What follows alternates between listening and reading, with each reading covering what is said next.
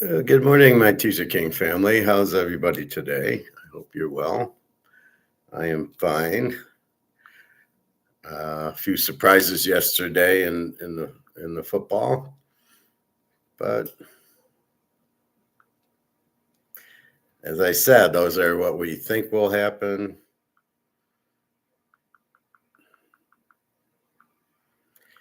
and not necessarily it doesn't happen the same way as what we think.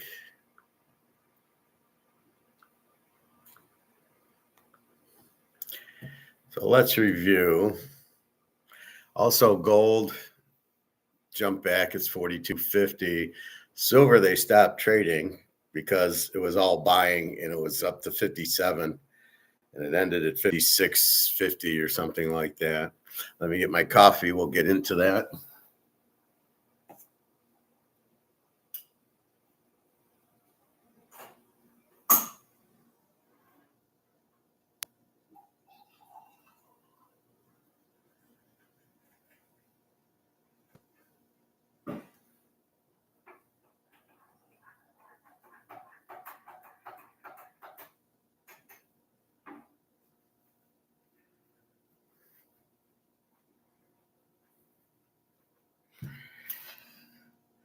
So what happens? We'll go to COMEX first. It's just trades, it's options. It's Eddie Murphy, it's trading places. And so it's like somebody went in and shut it down. Oh, everybody's shorting the orange juice because the crop's good. And then they shut it down and say, okay, no more trading for now. 100% illegal and 100% price fix, not a free market. So I see it going up 55 and then I'm going 56 and I'm going 57. Manny looked like grandfather yesterday. Well, he's not very good. I've been trying to say that the whole year. And then the one who really bothers me is Jalen Hurts. Oh my God. What was that? This is the fucking Bears with all three of their starting linebackers out. And I played Philadelphia. What are you kidding me? And Reed for A&M, I've changed my mind on him. I wouldn't draft him at all. He's put pressure on him. He's throwing into zones. He doesn't know where he's throwing. As I said, a lot of bad quarterbacking. But let me do this COMEX. So it's totally illegal what they're doing. It's price fixing. It's not free market.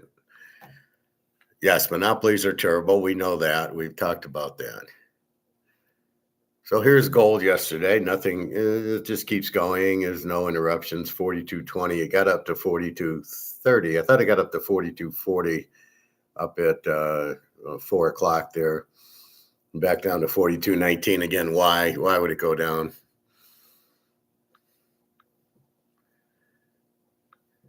And then look at silver. I was at the store at about 4 o'clock and they said, oh, trading stopped. And I really said, no, on mine, it's not. So it got to 50. I thought it got to 57. I guess 56.99 or something. And then it does this little drop to 55.50 and then right back up to 56.72. So I love these big dollar hits, 54 down to 52.50, 50. It looks like 53.80 to 53 and a quarter, and then goes up from 54 to 54.80. Doesn't seem to go up like it goes down, and then you got this mess here from 56.80 down to 55.50, and then back to 56.80. Fortunately, this is paper, and this is options, and this is bullshit. So I don't see where the trading stopped here. I do hear that it stopped on Kitco, whatever the hell that means. I don't like Kitco. I won't use them. They're all a bunch of idiots there. But there's a shortage on silver. And we'll look at Mark McGuire today after football. And there's, basically as we saw in the other one, the Chinese and the Indians are out of silver physical silver. The U.S. doesn't have any physical silver, and they need it for the military. Well, who gives a fuck? That doesn't mean anything. They'll find another material to put in their bombs. I mean, stop making them already, fellas. It's getting old. Hey, Prophet, good morning. Did you catch the end of the Eagles game last night? What the hell were they thinking going for 2 when they were down by 9? Because it will miss. They're still down 2 scores. Well, that's exactly my thought. I didn't see the game because I don't have Amazon. And at that point, I went to the pool. And they were down like 7-3 or 10-3. And I was just hoping, okay. And it kind of, they tied it at 10. Then they got the interception, and then they drove down. And this push tush is getting old, and the fumble was caused, which ridiculous. The whole play's ridiculous.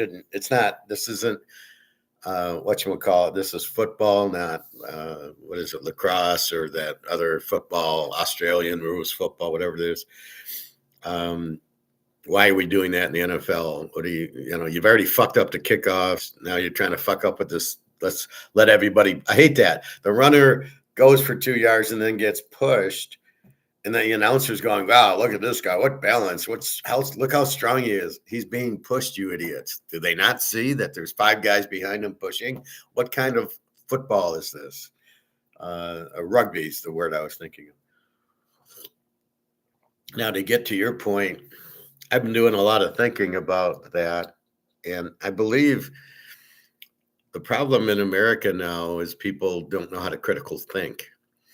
They're taught to just agree and listen and, whatever the president says and whatever the government says we should do, we shouldn't question. Because that's how they're being taught in our public socialist schools. I'm a critical thinker. That's why I think about that kind of stuff. So, yes, I think the coaches are just idiots. I think they're mindless robots that, we should go for 2.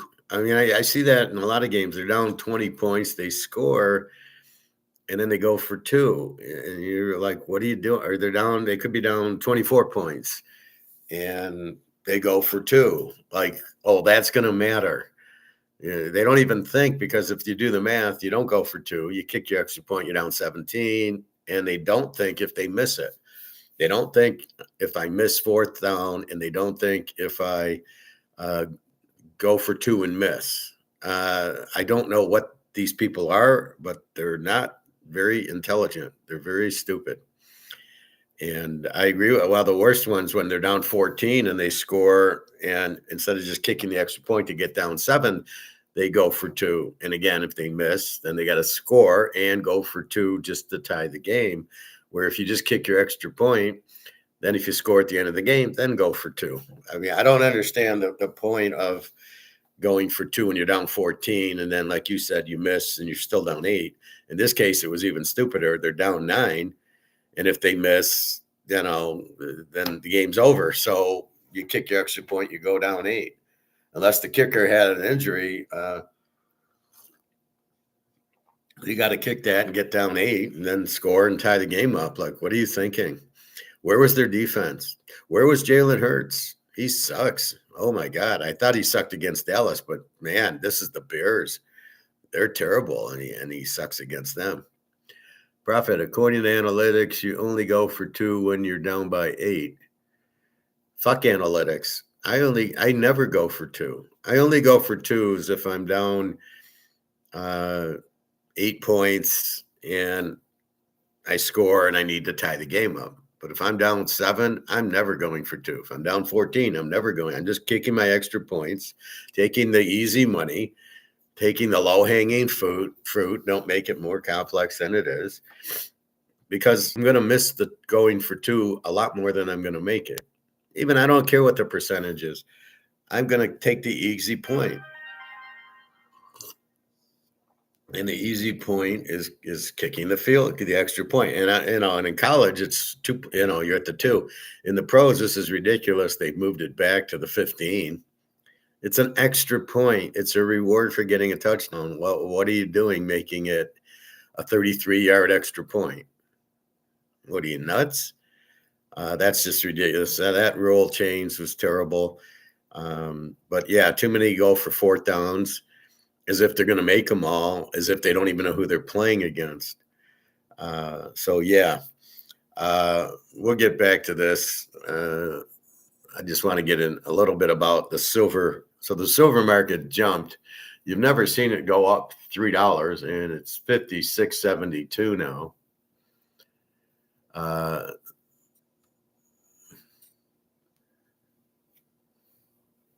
So just be careful there.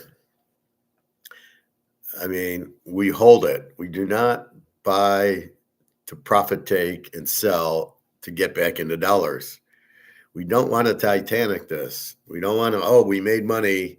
You didn't make anything. And then if you get back into this, you've lost anything you gained because this is worthless. I love listening to some of these idiots on YouTube going, oh, well, inflation's a little higher than 3%. I mean, as soon as they don't know what inflation is, I turn it off because I'm like ready to throw up with these guys. Profit. So on the Eagles' final drive with under a minute to go, they have to kick field goal and try the onside kick. Well, I mean, whatever, but you're playing to win the game, and if you want to win the game, you should kick your extra points. You should kick your field goals instead of going for fourth down at the 5 and 6 and 7 yard lines. I don't get it. Green Bay went for fourth down twice or three times against the Lions and scored touchdowns, and I didn't like any of the calls. If that play is so good, why didn't you run it on third down? Why are you running it on fourth down? I don't know why these fourth down plays are so successful, but yet the third down play isn't. I don't really understand that. Let's see.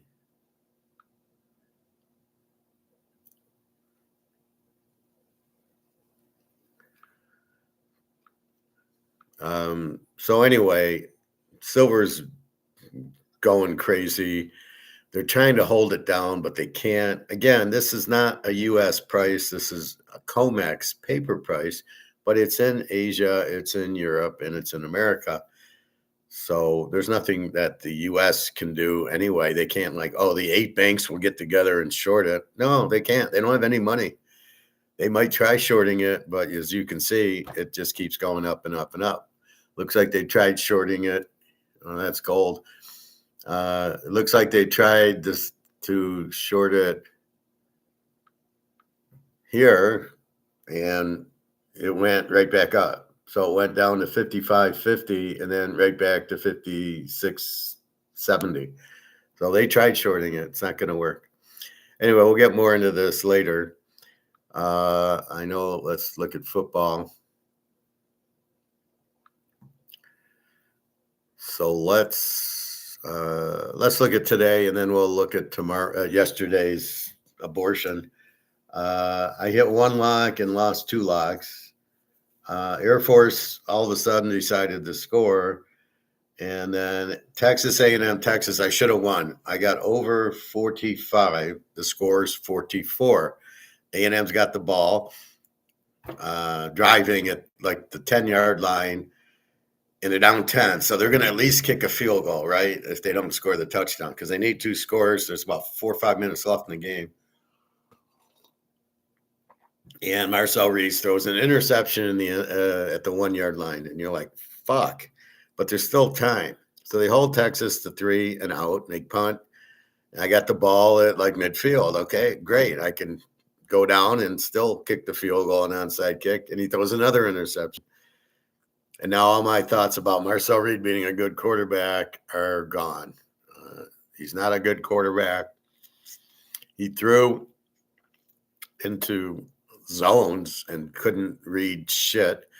He threw the ball thinking it was man, but it was a zone. So he can't read zones. He's useless to me. And this is the problem I have with quarterbacks. So instead of at least kicking the field goal, getting the over, I mean, there's one of these games I turn it on, it's 3-0. I start watching it, it goes 10-3, it goes, whatever. And Arch Manning scores on a long quarterback sneak for us. So I'm thinking, I got 44. All I need is, and the fact they're down 2, I'll get a field goal. I'll have to kick it. And he throws the pick. Unbelievable. Anyway, frustrating. That game should never have been anywhere near 45. I mean, 44. It should have been in the 60s. I hate when they start running the ball, and then at the end they start throwing it, and you're like, well, why didn't you throw it the whole game?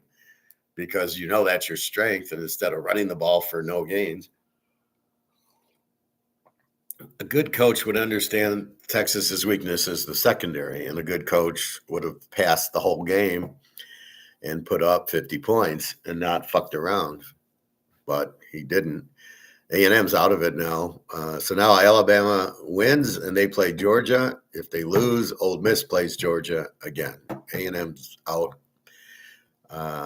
Strength of schedule, they played no, but they played one team in the SEC and lost.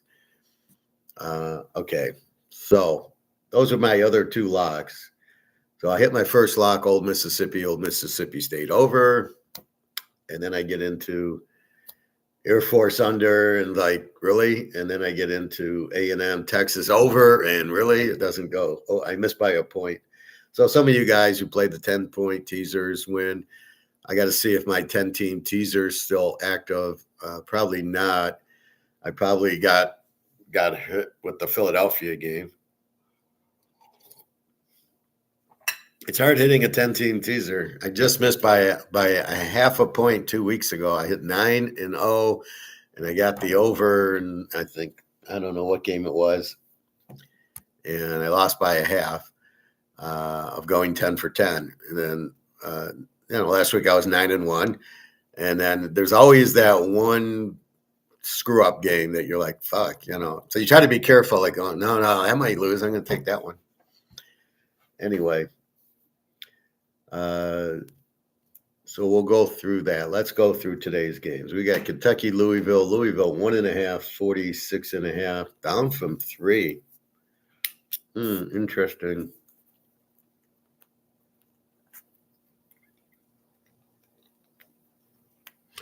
We've got Baylor, 2.5, 57.5, down from 60. Houston's not an over team, and they got a fairly good defense, so I'm not playing Baylor today over as I usually do. This is what you look out for, the 22 defense or whatever Houston is. Clemson, South Carolina, 2.5 and 45.5.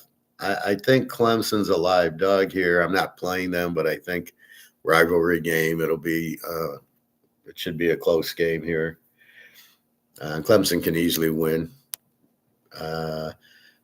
Ball State, Miami of Ohio, 16.5, 40.5, down from 42.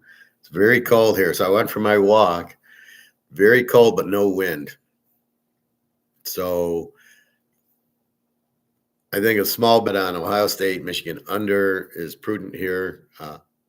Cold weather, I don't know how much it really affects it. I'm sure you can put castor oil or Vaseline on your hands and keep them warm, although the football might be greasy. So I'm sure they have stuff that you put on under your clothes that keeps you warm.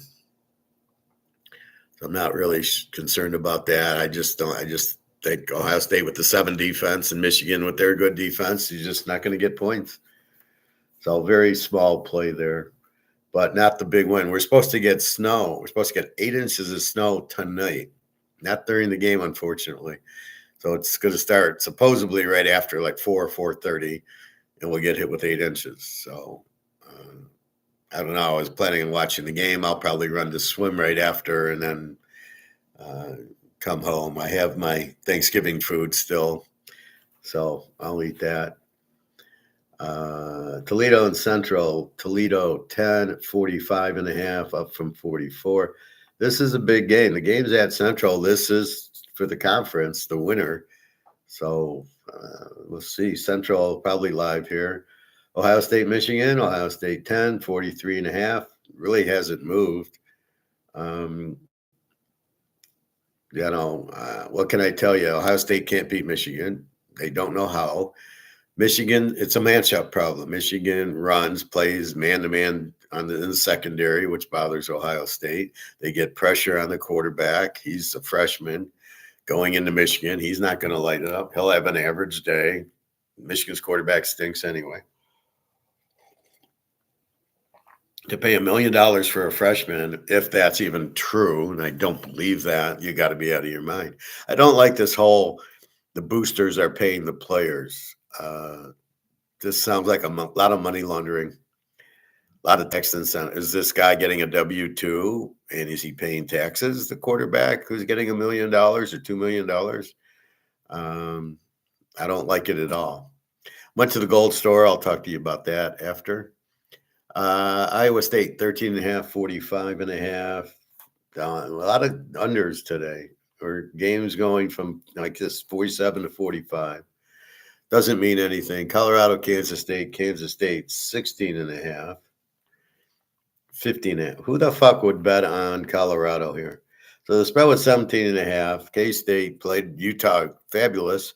They're at home, senior day. Colorado stinks. They're getting blown out every week.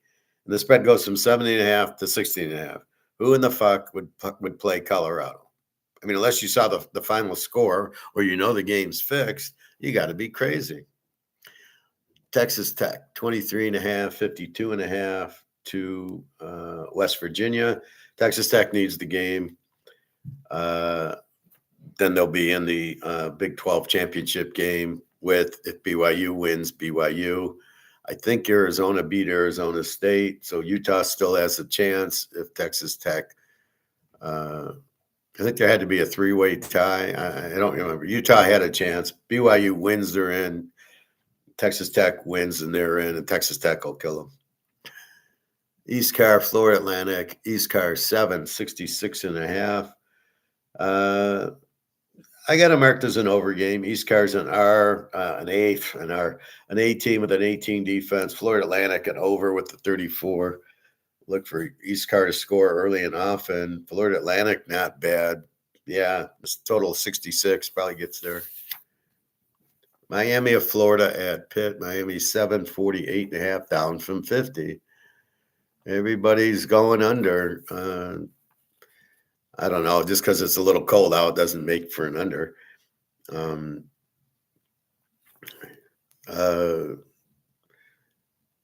Miami 18. Pitt's an 18. Pitt actually can make it, I think, if Virginia loses and who's the other team? SMU. So Virginia, SMU win. They are in. They lose, then Pitt can get in by beating Miami. Miami, I don't think they can get in, even though they have 2 losses. Probably because they lost to SMU would be why. Delaware 4, 55.5 to UTEP. Who knows? Who cares? Florida International playing the Sam Houston, the Z team. Florida International's up from 9 to 11.5. And 50.5. And I do like Florida International here. I think they're a live play, being Sam Houston's a Z team, and Florida International is the over team. As I said, that's the one I like. UCF, BYU 17, 47.5. BYU win, and they're in. They lose, and I think it's got to be a 3-way tie with Utah, and I don't know what happened with Arizona State, but they have to win, and they're in. And then they'll play Texas Tech in the title game. And I don't know that they can beat them, but it'll be a good game. UCF's not very good. Georgia Southern and Marshall 10.5, 62.5, up from 8.5. Interesting. And 63, 62.5. Both over teams, both 30 defenses. This should be an over game. Georgia Southern just scores a lot. They have a good running attack. And we'll see. But this should get over. Western Kentucky, Jacksonville State. Western Kentucky 2.5, 56.5. Western Kentucky, the B team, Jacksonville State, and I believe this is the playoff game here. The winner of the game gets into their playoff, the title game. So this is winner take all. Jacksonville State's not bad. Over with the 26 defense. Western Kentucky a B with the 23. They played LSU to a 10-7 last week where they lost, but I don't think that's good that they held LSU to 10 because LSU doesn't score. We'll see there. LTech, Missouri State. We got Missouri State 2.5, 47.5. The game is at Missouri State. LTech a B team, 19 defense, Missouri State an E25. I have no idea. Georgia State and Old D. This is a tricky one. Old D 27, 58.5, up from 26. Georgia State, our Z team that we've been betting. They've been blessing us with all the money because we keep betting against them. Old D and A team with the 21 defense. I think they're already locked in. I don't think they need to win this game. But they're at home. It's college, and they're playing Georgia State. So we'll see there. Arkansas State, App State, 1.5, 54.5. Arkansas State, an E team with a 26. App State, an E team with a 30.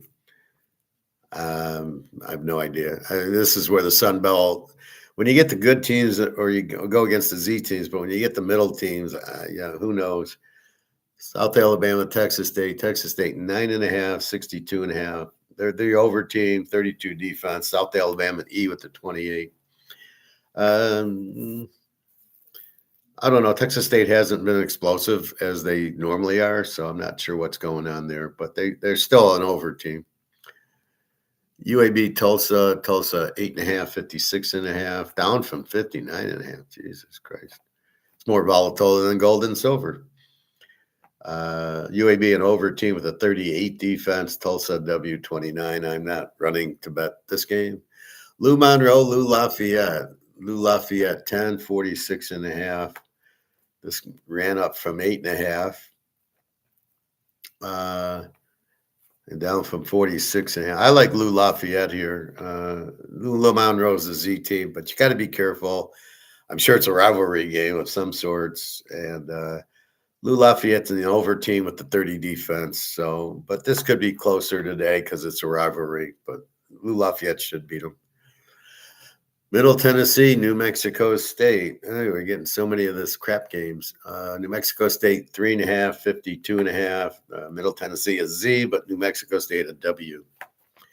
BC Syracuse, BC 3, 53.5. The game's at Syracuse. They're the Z team. They just gave up 70 points to Notre Dame. I doubt they care this week. Both teams with 30 defenses. Kennesaw State, Liberty. Hey. I don't even have a line on this game because it's not on here. Let's get a line. For that, I got to go to scores and odds.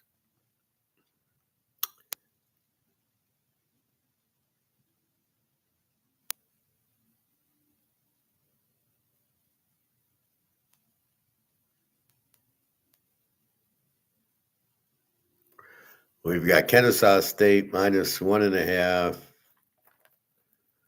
and 55.5.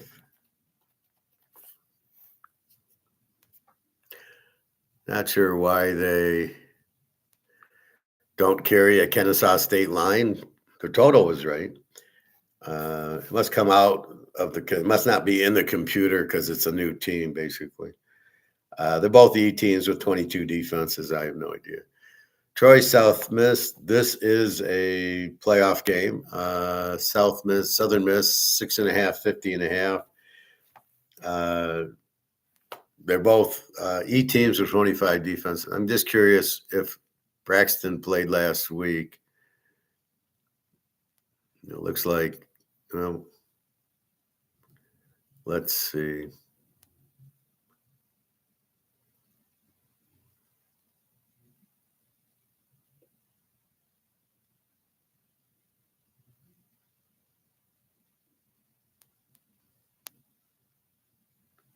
Yeah, Braxton did play 31 of 52, 400 yards, 3 touchdowns, and a pick. So you're gold with him. He's very good. Southern Miss at home, have to win. Troy.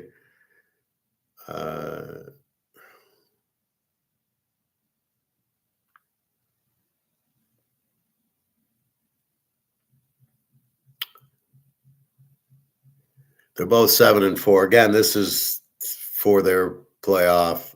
If the winner goes, and I guess they play James Madison, so yeah, that won't do well. Cincinnati at TCU. TCU 3.5, 57.5. I don't know. Cincinnati's been playing bad. They were good with Sorsby, and then they got not so good. They ran into Texas Tech and Utah and BYU, and that was the end of them.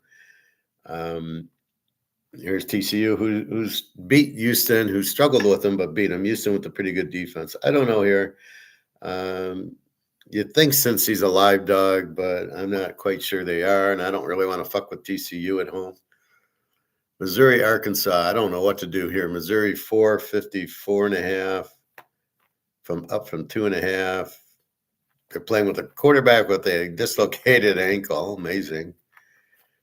Arkansas, we know, is the over team with the 32. See, Arkansas, they put up 40 points on both Texas and Texas A&M, and yet they play each other and they both choked. A&M choked because they did not run their offense most of the game. They didn't go against Texas's weakness, their secondary. So I don't know. Arkansas normally scores a lot. They're an over team. They're probably a live dog at home. Missouri is okay. They played old Bama close. They lost to Vandy 14-7 or whatever, which I was shocked that score. But I don't know. It could be an over, but possibly Arkansas in 10.5. Just being at home, a very explosive team with no defense. So Vandy and Tennessee, good game. Tennessee is at home, 2.5, 66.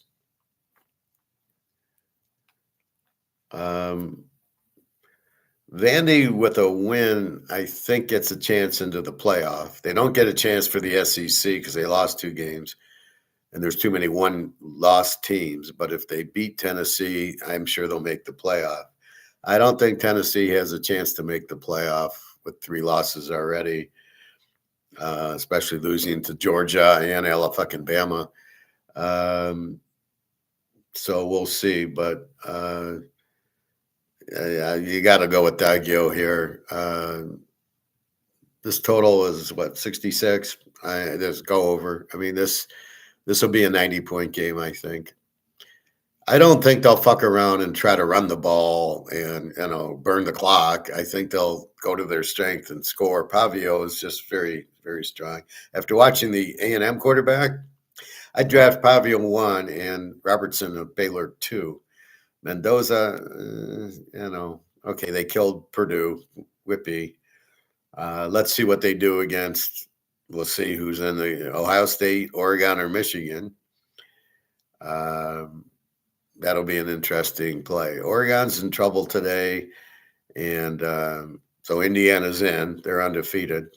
Ohio State's got all they can want. So definitely, Vandy is a dog, maybe over, absolutely. Tennessee at home, absolutely. Oregon, Washington, Oregon 751.5. They'll know the result of the Michigan-Ohio State game. So if Ohio State wins, they're not playing for anything. Michigan wins, then they're playing to play Indiana. So this will be an interesting one. I like Washington in the game. I don't give a shit if Oregon needs it or not. Washington's not about to lie down. It's like these teams that go, fuck it, we don't want them to beat us. And Washington's one of those teams. They're a very good team.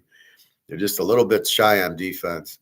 Both A teams, Oregon with a 13 defense and Washington with a 19. And remember, Oregon played Penn State the overtime. They played Iowa. It's an 18-16 game. They're good at home, but going to Washington, I like Washington here, especially if Ohio State wins. Then you really like Washington. So don't forget those guys. This is a 3:30 game. I'm going to write myself a note. Of course, the Ohio State game probably won't end before 3:30. Wisconsin mini, Wisconsin 2.5,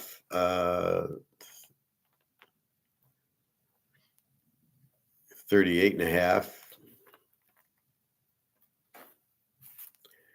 Uh, no, Wisconsin's playing better ball, but I don't know. LSU, Oklahoma, Oklahoma 10, 36 and a half. LSU can't score. They put up 9 on Alabama. They put up 10 on Western Kentucky at home. Games at Oklahoma. Oklahoma, after beating Alabama, has confidence, and there's no way they're losing this game. Go Sooner Boomer. Absolutely. Penn State, Rutgers. Penn State's playing with renewed vigor, 13.5, 55. I think Penn State handles Rutgers. Wake and Duke. Duke, 1.5, 54.5. This should be a tight game. I think Wake's a live dog in the game. Now, Duke's rivals North Carolina. I don't know who Wake Forest is. Maybe NC State, but it's not Duke, even though they're both in North Carolina. But Duke, normally a high-scoring team, except for the other week when we bet them over. God, it's like we find the one week the over teams don't go over. It's insanity. UTSA 7.5, 50.5 over Army. Army's got Navy next week. UTSA pretty explosive at home. UTSA probably gets the W. James Madison, Coastal Carolina. This is the team that should be in the playoff. They're 10-1. They dominate. They're an A team with the 16 defense. Our Coastal Carolina E with the 30. We can't trust them here. No way am I playing the Coast. We got FSU, Florida. Florida 1.5 and 49.5. You can't play this game. Both teams suck, but I think just for the shit, I'd take Florida State. I think it's a live dog here. I think it's a rivalry game. Florida doesn't score much. Their Langway is terrible. Florida State's quarterback isn't much better. Defense, or they're both like 21 defenses. So hard to say. I think didn't Clemson kill Florida State? So I don't know. I would tease the dog because it's a rivalry, as I told you.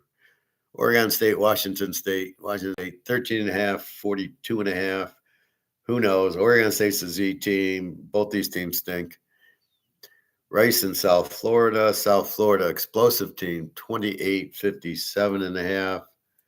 I'm surprised this went down from 60 to 57. Everything's going down today. Makes no sense. This is probably an over game. A little bit more over when you knock it down to 57.5. Rice, good team. They got 29 defense. They're a W with the 29. They had a good defense, a little bit of a running game, but I think South Florida is going to kill them. They're going to kill them. I think at home. Yeah, they're very explosive, and they've already played Florida, Miami, Boise State, so it's not going to be, and they're at home. Yeah, I'm going to have to do that. All right. Maryland, Michigan State, 448.5. Who cares? Maryland, I don't know what they were. I thought their quarterback was okay, but he's not. Michigan State switched to the freshman quarterback who's much better than the starter. It's odd that the coach is so stupid that he plays his guy from Oregon State.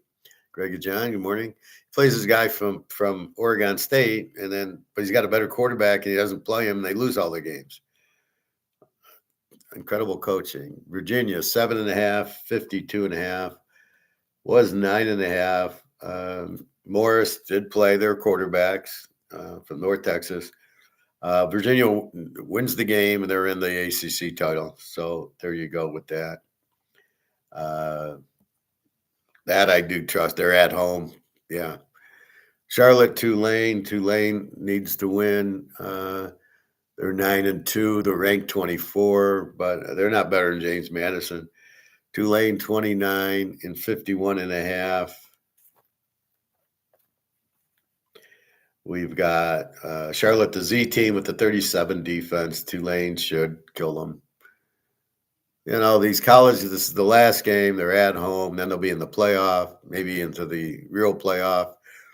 So, they're going to try at home their last game. Everybody cries. And Fucking Bama, 5.5, 46.5. Can you explain this line? I don't get it. Alabama wins, they're in. Lose, they're out. Simple as that. Because Ole Miss won, Georgia won. So, and whatchamacallit lost. So it's either Alabama, Georgia, or Georgia, Old Mississippi in the SEC title game. So we'll see what happens. I like how my Georgia Tech played Georgia yesterday. Nobody gave them a chance, and they cover. Good boys. They were 15, and they lost by 7, I think. So Alabama win, and they're in. USC, UCLA, USC 21.5, 58.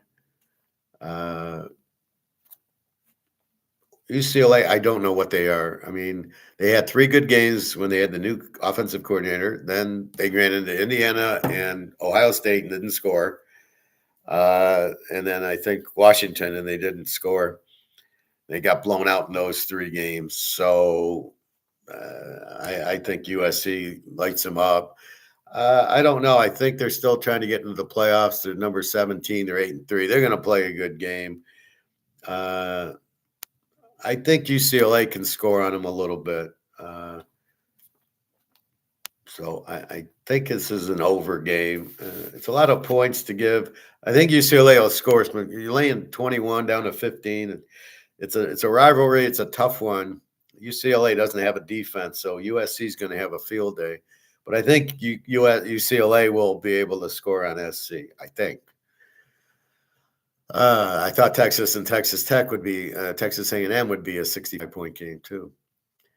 I love when I looked at the first score in the second quarter. It's 3-0. I'm going. Am I looking at the right score? Is this Texas A&M Texas 3-0? And it's funny. As soon as I turn it on, they start scoring.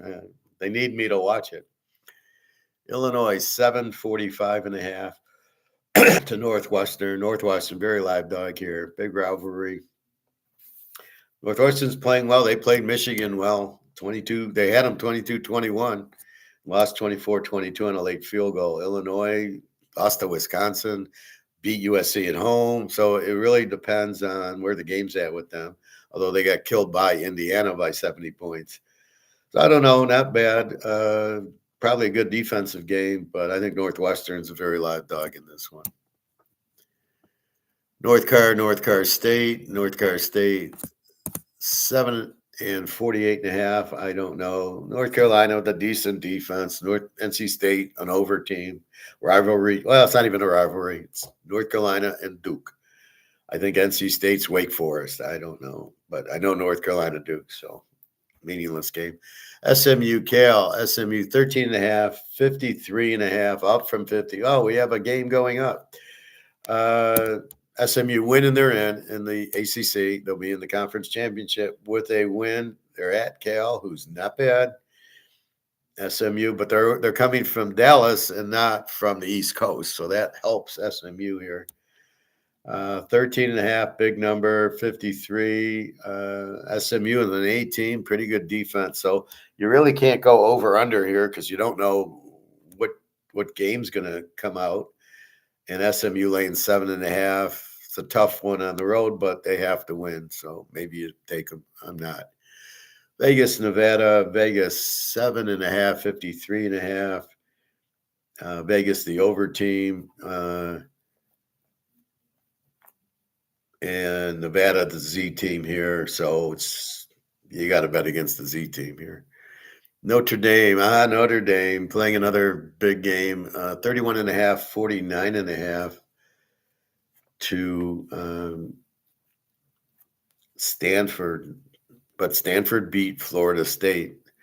So you give them credit for that. Notre Dame has played nobody, should not be in the playoff, should not be number 9. You can't look at the record. They lost to A&M. They lost to Miami. And then they played nobody. They played USC at home, beat them 34-24 on a lot of strange calls. The refs helped them out. And then they beat Navy. They beat Syracuse by 60. And, we're impressed. So they got to go to Stanford, and they have to win. This is a must-win game. And they must win by – this is 31. They must win by 50. Well, at least 20. They got to win by like 27, 30, 35 points. If they win by 3, they'll be out of the top 10. Oh, well, you barely beat Stanford, even though you're Notre Dame and Christ is there, and the Pope, and God, and everybody. But they go to when the game's at Notre Dame. They don't travel to Stanford. They're a little too hard for them. So what can I say? Notre Dame much better at home. Went to BC and barely won 25-10. Otherwise, they played nobody, but they have to pile it on. So the number's way too high, right? This is a bubble here.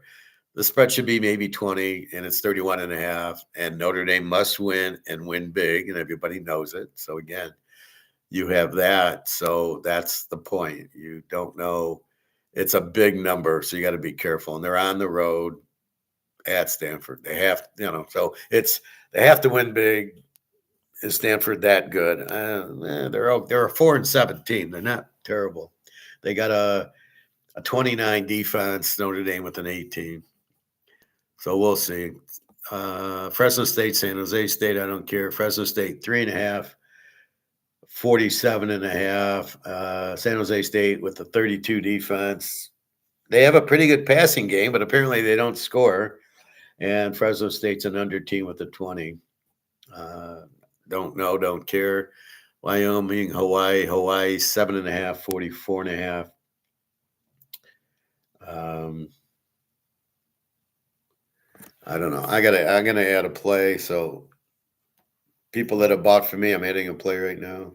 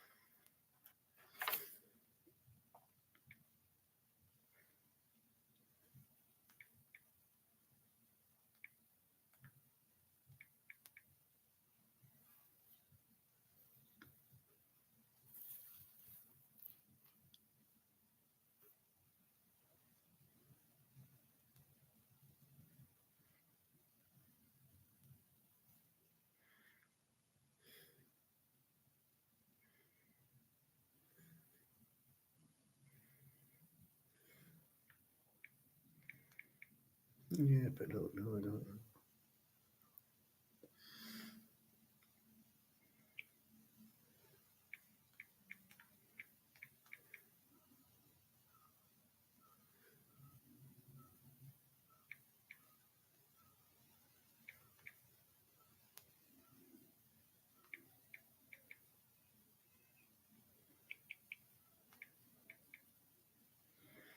I got so many plays on my sheet this week. It's because of the Thursday games. I played all 3, and when we had all the Friday games, and now I still have, based on what happened Friday, you got Saturday plays. So we will see. I didn't play Notre Dame. I don't know what to do with them. All right. So that's it. So the teams needing the game, SMU has to win to get in. Virginia has to win to get in for the ACC. The other one was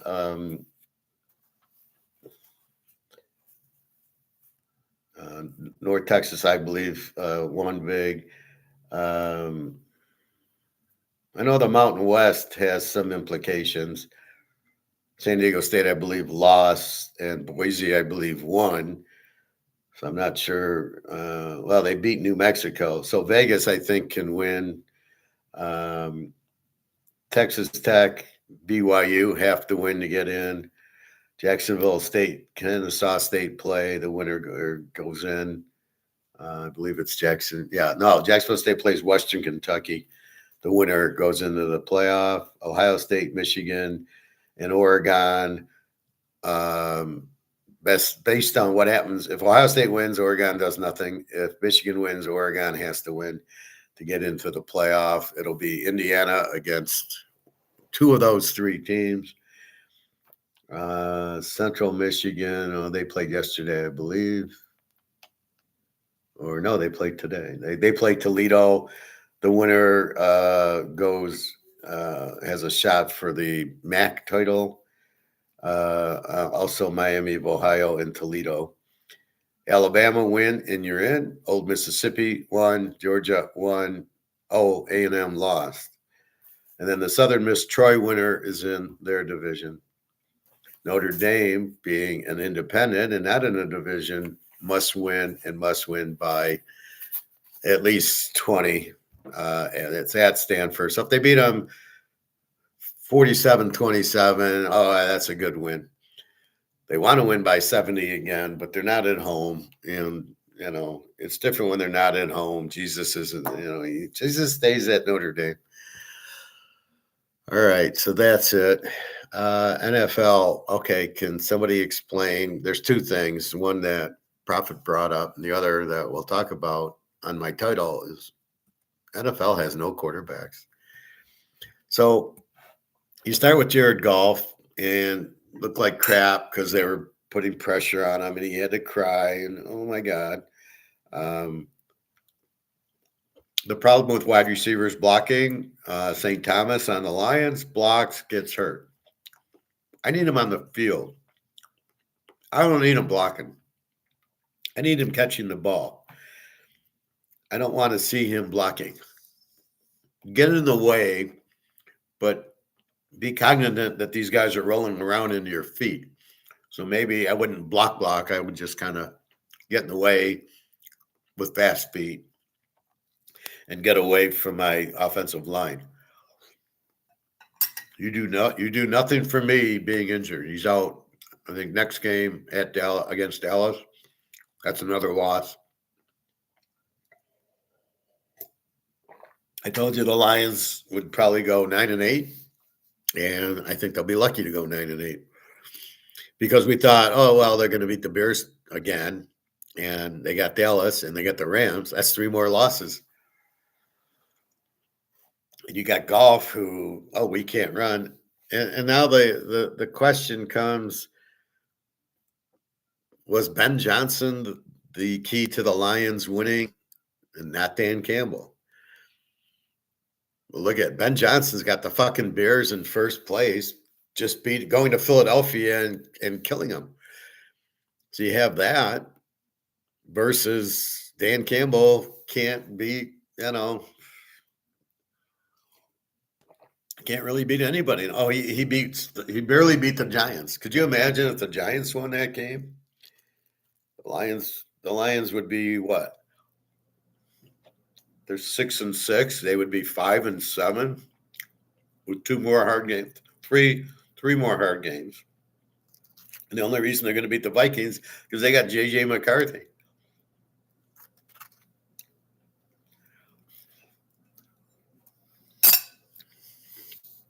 Anyway, so Lions are in big trouble, and they don't see.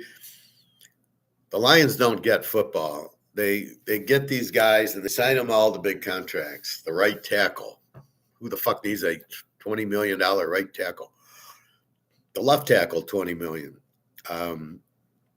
You overpay for your quarterback who's not good. Your running back, way overpay. And then you got 2 wide receivers you pay a lot for. Well, guess what? When they start getting injured, you have nobody to back them up.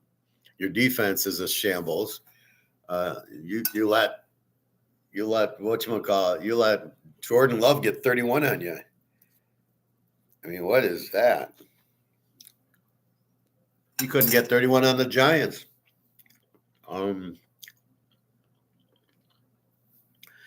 You got big problems. Your GM's overrated because you had a shit team. Anybody he drafts is going to make the team because you didn't have any talent on it. Oh, look how good he is. He drafted Hutchinson number 1 in the offensive lineman who you play at right tackle in the first round, and the running back and the wide receiver in the first round. And that's all he's done. I don't believe he drafted St. Thomas. That was the other guy. The trade for Goff was horrendous. He's not good. All right. Now, Ben Johnson made him look good with the let's run it and play action. And look what the Bears are doing. They ran for 280 yards on Philadelphia. And they're running with the Lions running back, the guy from Georgia who was on the Lions, and they couldn't do anything with him. They let him go. He went to Philly. Now he's at Chicago with the offensive coordinator. He looks like a superstar now. He was on the Lions. So if the Lions would have kept him, they wouldn't have needed to draft the Alabama guy. And then they could have drafted the Georgia defensive players and actually had a winning team. Now they're in trouble. Their defense sucks. Hutchinson does nothing. He didn't do anything. They show him he's always tired. They never showed him tired before. That's the operation. He's not in shape, as I told you. You can't break your leg and just come back like nothing happened. So he's doing nothing. No sacks, no pressures. He just, he's kind of fighting. And if the quarterback happens to run in his lap, he'll tackle him. Not like before where he was all over his legs bothering him. No question about that. So Jordan Love's okay. Then we go down KC and Dallas, Mahomes, superstar. Dak Prescott playing much better because he's got George Pickens now. So he's got Pickens and Lamb. That's why he's looking better. We still know he throws a lot of picks. Cincinnati, Baltimore, Joe Burrow, number 2, Mahomes, Joe Burrow. And he looked great, just carving up Baltimore. Although all these field goals, my God.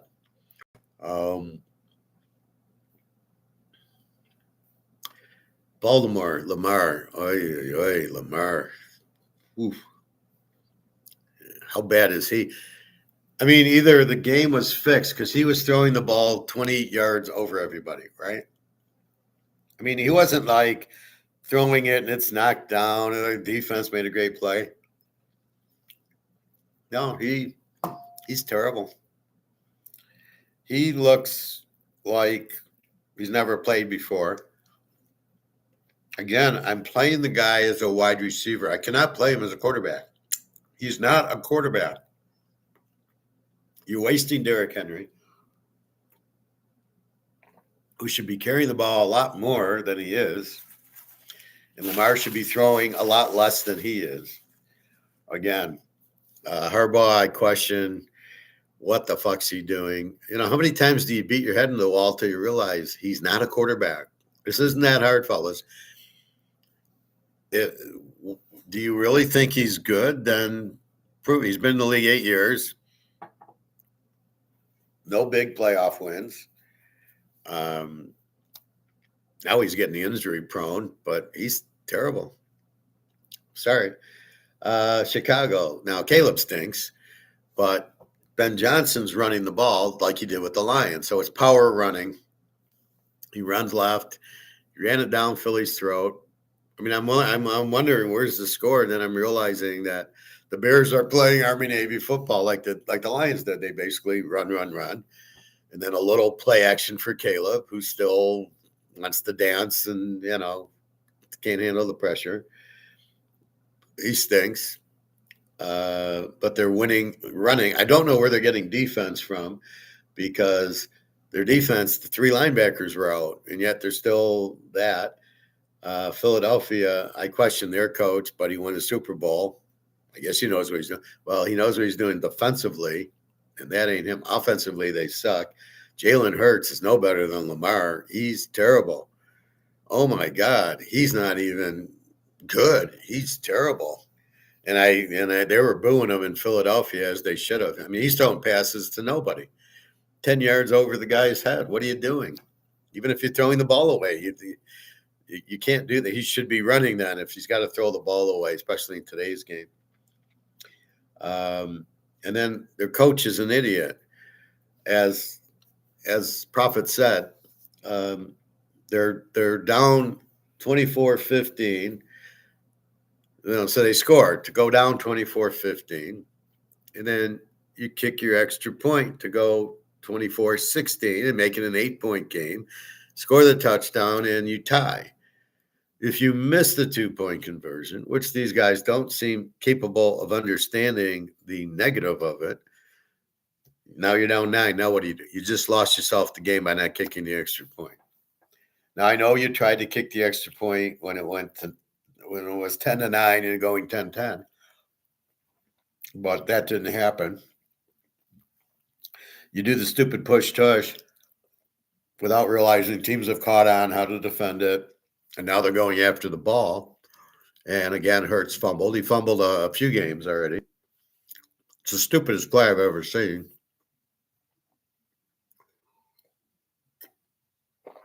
And it didn't work. And it cost you the game because you were driving. You got the interception. They're driving down, have the ball at like the 15 or 10-yard line, about to take the lead. And he fumbles. And that was it. And then Chicago just ran it down the throat. No defensive things, not understanding they run and do what you did against the Lions, right? But the Bears have a better offensive line than the Lions. So I don't know who's stupider, the Baltimore coach or the Philly coach. But it's hard betting these. Now, I bet the over in the Baltimore game and got it. I took Philly off the loss, right? So Philly had lost at the end to Dallas last week. And they look good in the first quarter and look like shit after that. And they scored 21 and that was it. And now here against a fucking Bear team who gives up 27 a game and you guys put up a whopping 15. I don't know what to say, but it's terrible, terrible coaching.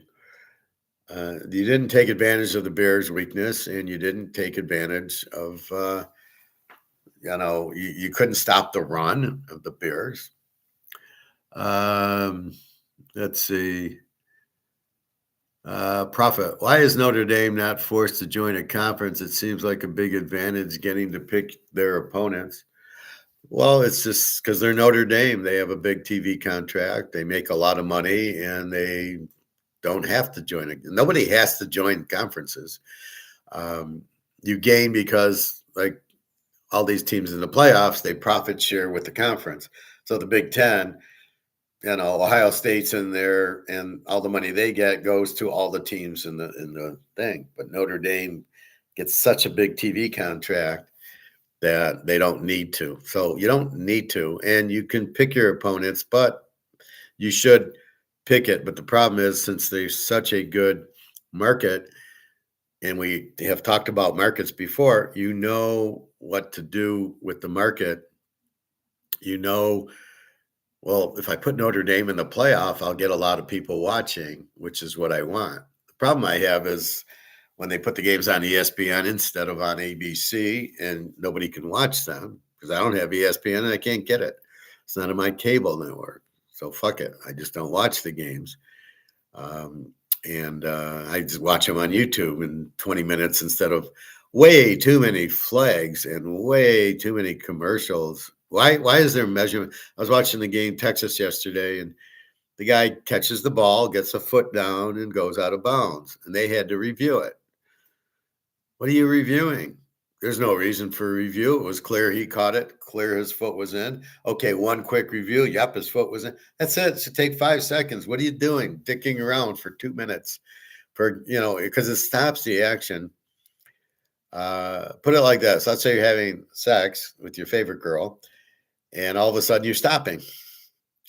Oh, wait, I gotta stop and eat or something. I mean, it's you get into the moment and you go. And then, so what they're doing is you're in the moment and they're driving and then you're stopping the action to review something and you start losing interest. You kill the momentum and the motivation there. And now we got to sit here. It's a real drive killer. It's such bullshit. It's part of the obvious fixing of the games. Ronnie, how are you today? You're costing me money, damn it. Yeah, fuck Philly and fuck both Texas teams. Let's get them today. Yeah. Well, I mean, all you can say is, was Philly a good bet? We think it was. I mean, off of a loss, the Bears. Why did we think Philly would beat the Bears? Obviously, we thought Philly was a good team, and we thought the Bears weren't, and mostly because the only team they played, Detroit, they got killed by, and Baltimore, they got killed by. So we say, well, they're really not a good team, but they're playing a bunch of bad teams and winning. They barely beat Pittsburgh last week. They barely beat the Giants. Why? So, yes, I mean, the play Philly at home off of a loss, they're going to play. And if that was their best effort, Philly's in a lot of trouble. The Super Bowl hangover is still there, and we're at Thanksgiving. But yeah, I mean, but that's what you're supposed to do is bet what you think the outcome will be, but we all understand that. I know you're joking around, but yeah, Texas. What was the other Texas? I didn't see. I assume North Texas won. They were killing Temple, and that's the only. Or is there another Texas team? I don't know. Bears looked amazing yesterday, and I'd have to think Ben Johnson is behind it. And that's the question: is Dan Campbell a good coach? I don't know. Ben Johnson's making the Bears, going to be a number one seed with Caleb. He did it with Golf, who sucks, and then all of a sudden he's gone. And the Lions are an average team. They're 6-5. They're losing fucking games, barely beating the teams like the Giants. And, getting killed by Green Bay twice.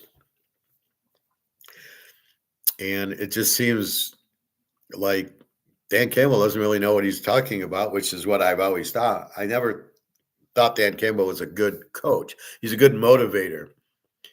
I always thought the GM was just kind of adding players to a team that had nothing and having good picks. He had the number one pick or two pick, and he gets Hutchinson.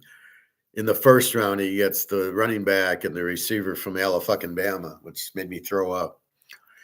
Then he gets the right tackle, but then he trades two picks. He traded two Georgia defensive players he could have had for the wide receiver from Alabama, which was a huge mistake. So I just questioned the whole thing. And then look how good Ben Johnson with the Bears, who have no talent. Caleb sucks. The running back was on the Lions and sucked. He was on Philly and sucked. All of a sudden, it's the type of plays he runs. So it's not the players, it's the scheme that he runs. And the Lions can't apparently duplicate it. Campbell doesn't know what he's doing. Too many fourth downs, and let's go for two, and let's do fake punts. You did 5 fourth downs against Philadelphia. You got nothing because their defense that's not what you do. But look at the Bears. They ran right through Philly. The Lions couldn't do that. So you really are questioning that, and you're really questioning it's Ben Johnson's concept, which I think you'll see other teams start doing. I see these little reverses and throwbacks from other teams now going, hey, that works. We should try it. Yeah, Hurts lost the ball on one of their tush pushes. Oh, the play never ends. He gets pushed. He gets so far, but he doesn't. He keeps trying to reach the ball out. Well, you can't do that. They're going to knock it away. Which is why it's a stupid play to run the same play every time. Because once they figure it out, now what are you going to do? I think he should take it and run. Do what?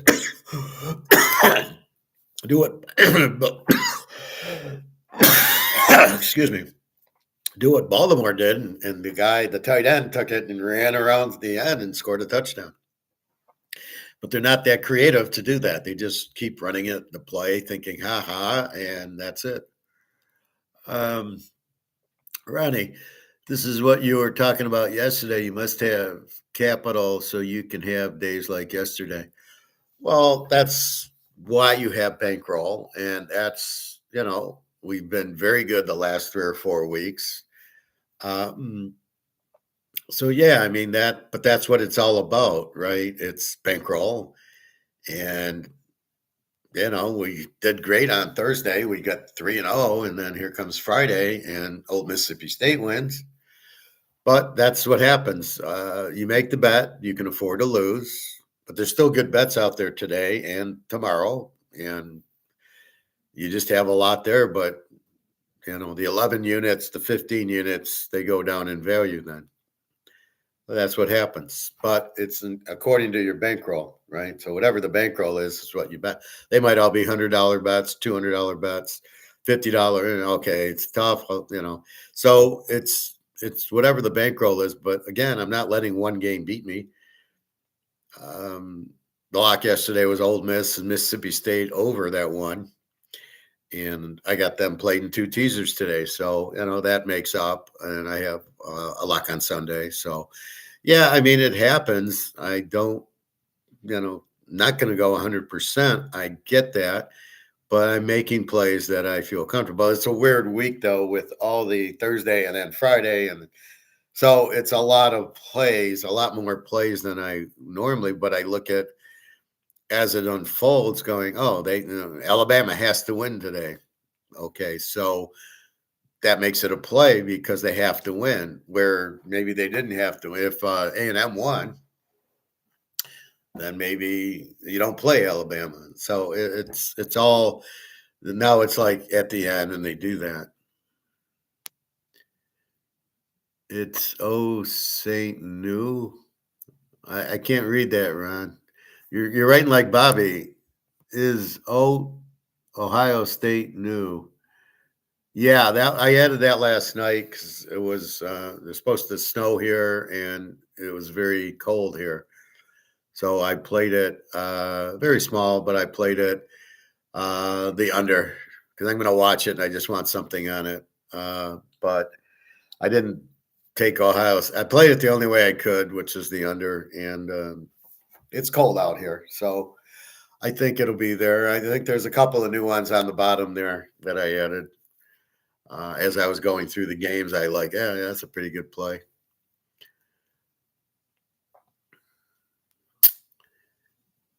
But anyway, so let's go through the pros. So Stafford against Steve Young. Steve Young's terrible. Stafford's good. We got Brissett against, I don't know yet if it's the Baker or if it's the backup. Trask has been traded. So I don't know where he's at. I think he's on New Orleans or Atlanta or somewhere. I think he's a backup on Atlanta.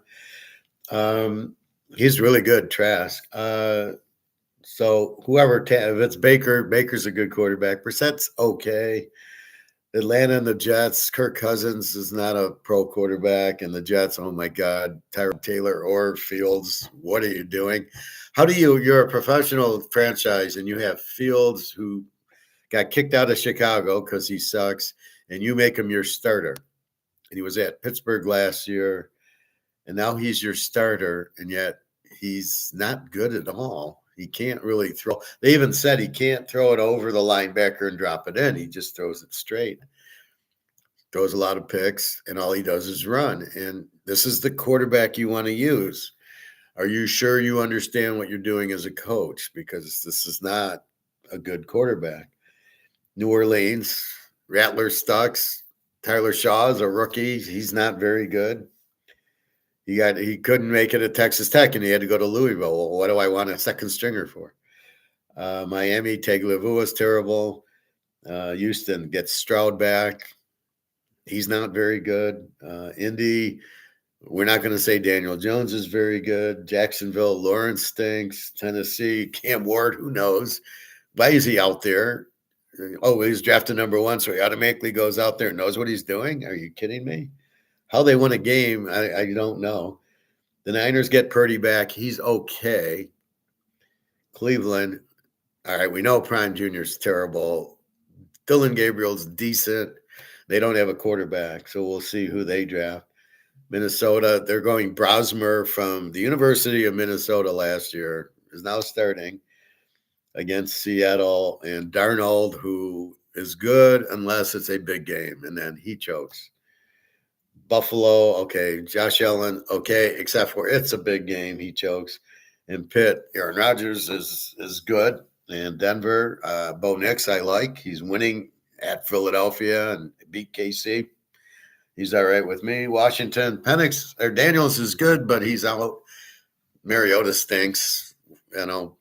But I think the NFL, they're losing their minds because they pay the starting quarterback $30-40 million. So they really can't pay their backup. They give the backup $1 million or $2 million, and they don't. And but then the quarterback runs. Well, he's going to get hurt because you can't. Even if you're Joe Burrow, who doesn't run, gets hurt, right? So he's going to get hurt. You got to be careful with that. So look for Washington. I mean, Mariota is just terrible. The Giants. I mean, Winston. The Lions made Winston look good. What can I say? He's not good at all. Dart. I'm not buying Dart. He runs too much. Got a concussion. Now he ain't going to run, and now he's got to throw, and he's in big trouble. And New England with Drake May. I don't smell what he's cooking either. I don't think he's all of that, but we will see. I'll tell you, Joe Burrow looked great. I love when people think he'll be rusty. Where are you getting that from? You're just pulling it out of your ass. You don't know if he's going to be rusty or not.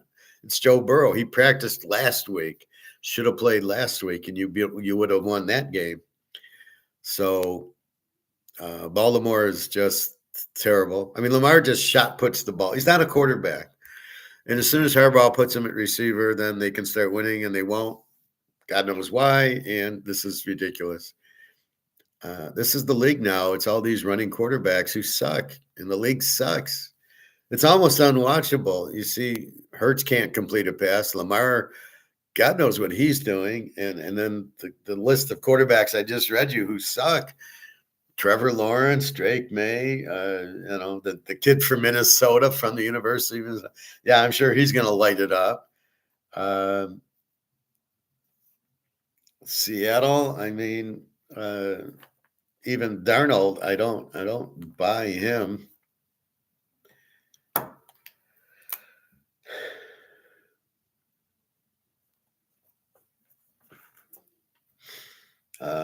Oakland, even Geno Smith, who's their starter, sucks. O'Connell's terrible, but I think they're cheap. So we'll see what happens. I heard Aaron Rodgers is playing on Sunday against Buffalo. There should be wind in there, but we'll see.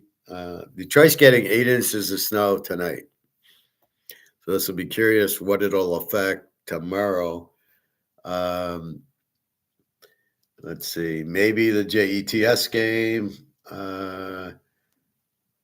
Cleveland probably will be weather. And Pitt possibly. And Washington possibly. I don't know because they're a little more south and farther away. New England possibly on Monday night will probably get hit. So now it's not enough to worry about the games. You now have to worry about the weather. And I don't care. All I care about is wind. Snow you can play in. Rain, it depends how hard it is. But wind you can't play in because wind just knocks the ball down. It's just tough. So be careful with that. But anyway, the GMs don't know what they're doing. I'm beginning to think nobody can think critically, as I stated like in the beginning.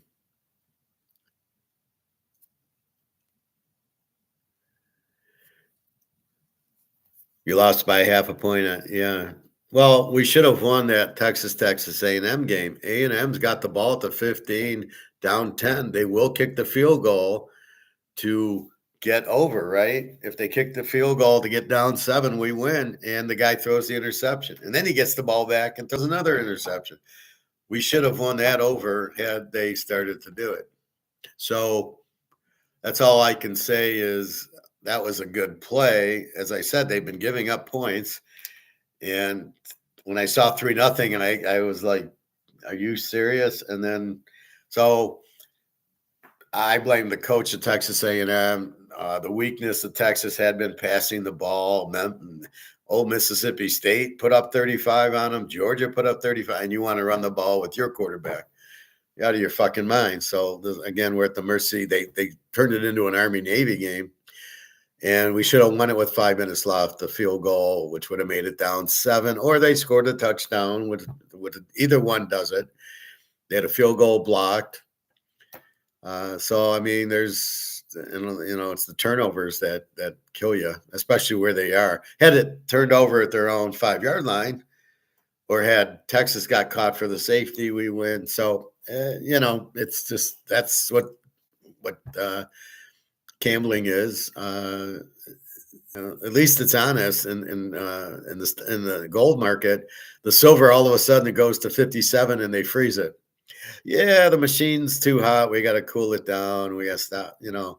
That works for about 5 minutes because who else has it is China and Russia and India, and the BRICS also are pricing gold. And believe me, they want gold and silver much, much higher. So they're not going to play these games. The only reason they play the games on COMEX is because they want to take delivery much cheaper than it's going to cost them in China and Russia. China's probably paid $75 for an ounce of silver. And they're buying all the dories from the mines. So that's what happens there.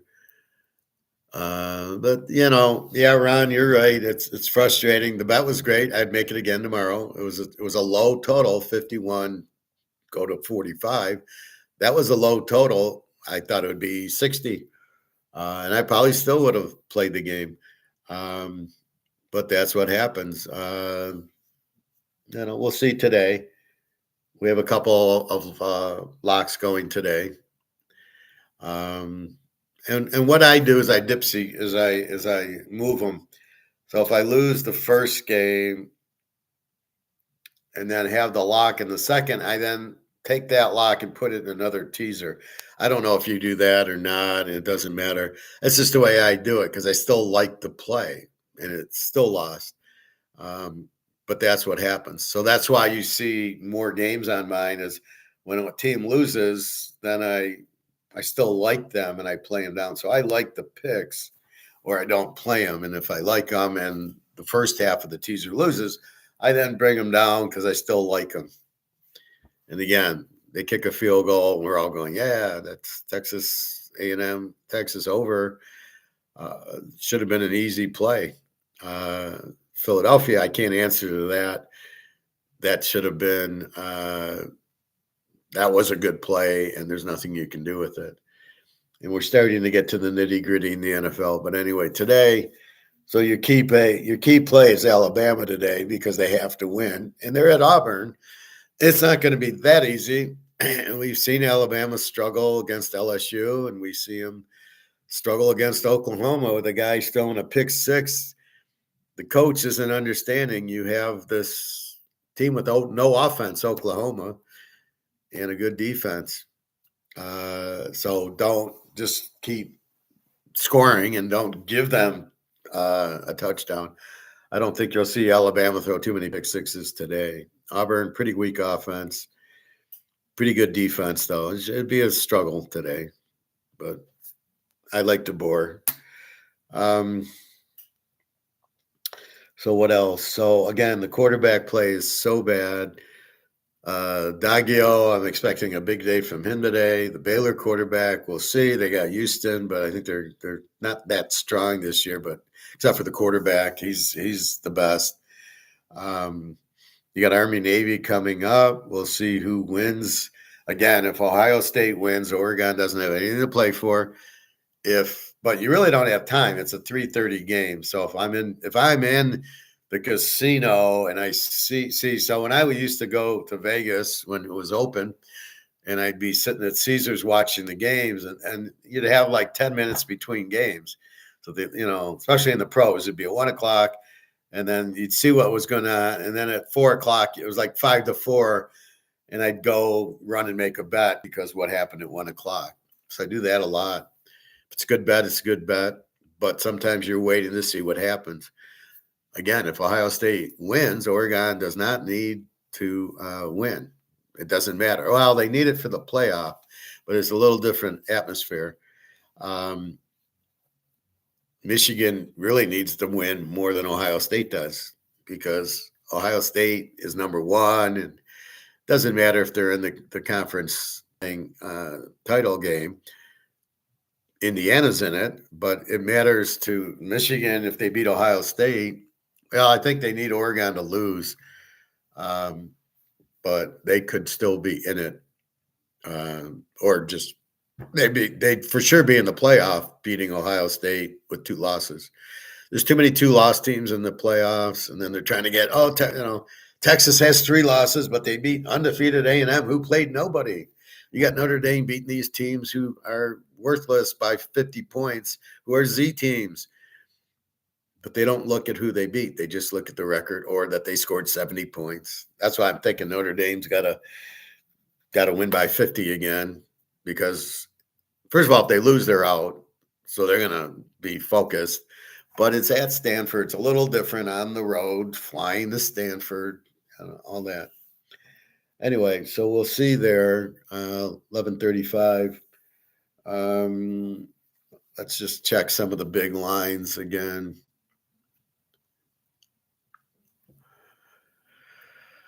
I'm just going big games here.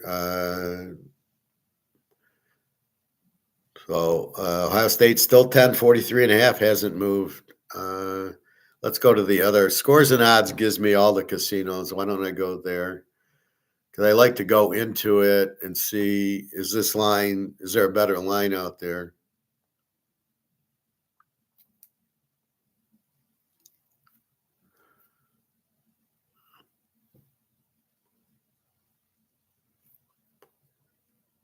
Texas Tech jumped to 24.5. Louisville 1.5 over Kentucky. South Carolina 2.5, 46.5. So now Ohio State's 9.5, 42.5. So obviously the sharps are watching me, Ron, and now they bet the under. 43.5, 42.5, 43, 43.5. There's a 44. We go on Bet Rivers. There's a 44 at the end there. 43.5, 40. So this is where, just take your best line. So 44. Bet the 44 on. Miami 6.5, 48.5 over Pitt.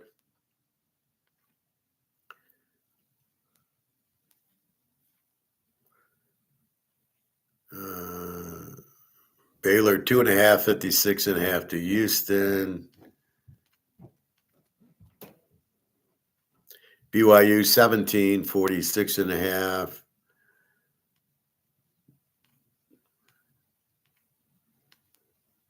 Let's see, all the junk. Tennessee 2.5, 66 to Vandy.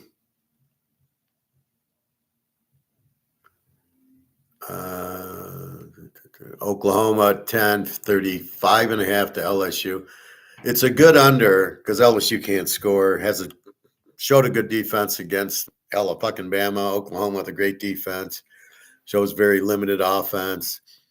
But it's such a low total at 35. Let's see if there's more than 35.5. Yeah, there's 36. So right away, there's a 36.5, whatever that is. 36 is 36.5. So that's the thing. It shows you one casino, but if you look at all of them, there's still 36.5s out there. TCU 3, 57.5 to Cincy. Interesting game there. Southern Miss 6.5, 50.5. Winner take all. Oregon 7, 51.5 to Washington. Florida, 1.5, 49.5, Florida State. South Florida, 28.5, 57.5 to Rice. I was leaning on the over in that game, but I didn't. I don't think Rice is going to help us enough. Virginia, 7.5, 52.5, must win for Virginia. Alabama, 5.5, 46.5, must win for Alabama. Let's see if I go in 5.5. It's 5.5 everywhere. There's 1.6 at that same casino. The total is 46.5. Somewhat intriguing that you're going to get the game. I don't know if it's an over and under because Auburn's good defense, no offense, and Alabama good offense, decent defense. We'll see. Illinois 7, 45.5. USC 21.5, 58.5. SMU must win 13.5, 53.5. Vegas, I don't know if they must win or not. 7.5, 53.5. Notre Dame 32.5, 49.5 to Stanford. We know that's a must win for Notre Dame, but it's a big fucking number. And Stanford beat Florida State. You can't just ignore that. That's the point. You've got to be smart. You've got to see, hey, they have a decent team. They killed Florida State at home. It's at Stanford. And yeah, they played Cal last week, but they'll love to beat Notre Dame here, even though they're not very good, but they're not as bad as we think. It's hard to lay 32, 33 points. And that's it. Let's see some of the scores yesterday. So Iowa won 40-16. Utah, we won with Utah 31-21. They were 24-21. I thought, oh shit, I'm laying 4. Then I saw the final.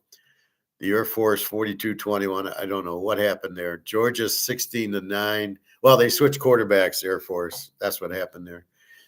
Georgia 16-9.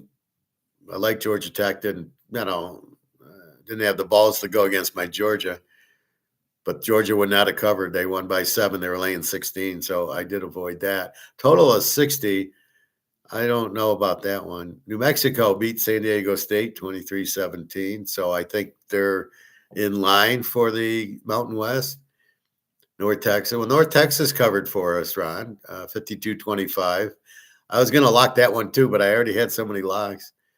Boise, now we had a question in class yesterday about should I take Boise? They won 25-24. They were good in a teaser. They weren't good if you bet it straight. So I don't know what the gentleman wanted to do with the game.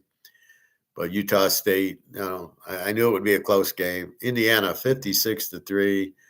Or Texas, 50, needing 45. It's 27-17. And Arizona beats Arizona State 23-7. That's a good bet I didn't make, was taking Arizona State, getting 8.5. I thought they'd be good in the game. But again, their quarterback's been out. The backup is not as good. And Arizona, Fajita was good. So, that's what happened there. So there you have it. We'll talk NFL tomorrow. So what else? So again, it's you don't just bet a team because they need to win. It's got to be a good game, and then they need to win it. So like we don't want to just bet Alabama because they need it. We want to bet them because Auburn's not very good. They don't have a good quarterback, and their defense is pretty strong. And it's at Auburn. I mean, they're not going to win 38-0 here. This is going to be, maybe 28-20 or something like that. It's going to be a close game, but you don't bet it just because they need it. There's so many NFL games that they need the game at the end of the year to get into the playoffs, and yet they lose because these aren't very good teams. So I'm pretty good at staying away from just because you need it. You still suck, and I'm not going to bet you.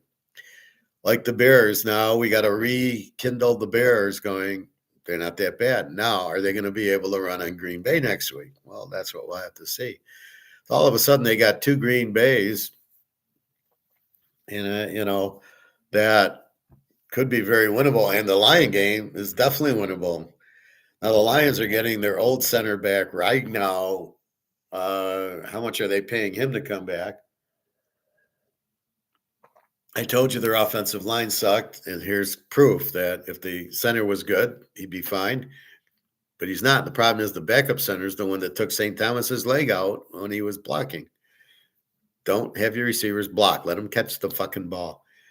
I hate when I see Herb Kirkstreet sit there and blab about the receiver blocking downfield.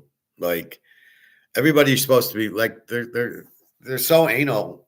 These analysts on the football games, they're more worried about the receiver blocking than catching. Or if he makes a one-handed catch, they act like they've never seen a one-handed catch before.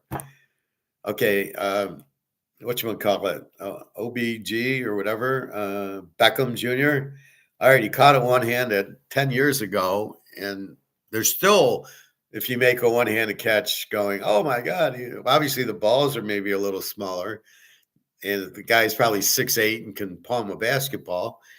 Why are they so, amazed at that? And then the physicality of everybody. Yeah, they're fucking football players. Yeah, of course they're coordinated, and of course they're physical. Like, I don't know. And then and the refs are always right, and they're always. We need to check every play when it's obvious. I mean, the guy runs into the end zone. Well, it's under review. It's like, come on. Again, like it's like in the middle of sex, you're stopping it, and then you got to get back in the mood, and that's how football is now. It's okay, I'll go to a 5-minute commercial. Maybe there's something else on I can watch, or go to the other game while you're dicking around with a 5-minute review that shouldn't even be in the game. I have over Tennessee, BYU, and Oklahoma. Yeah, I mean those are good plays. They should that should work. Yeah.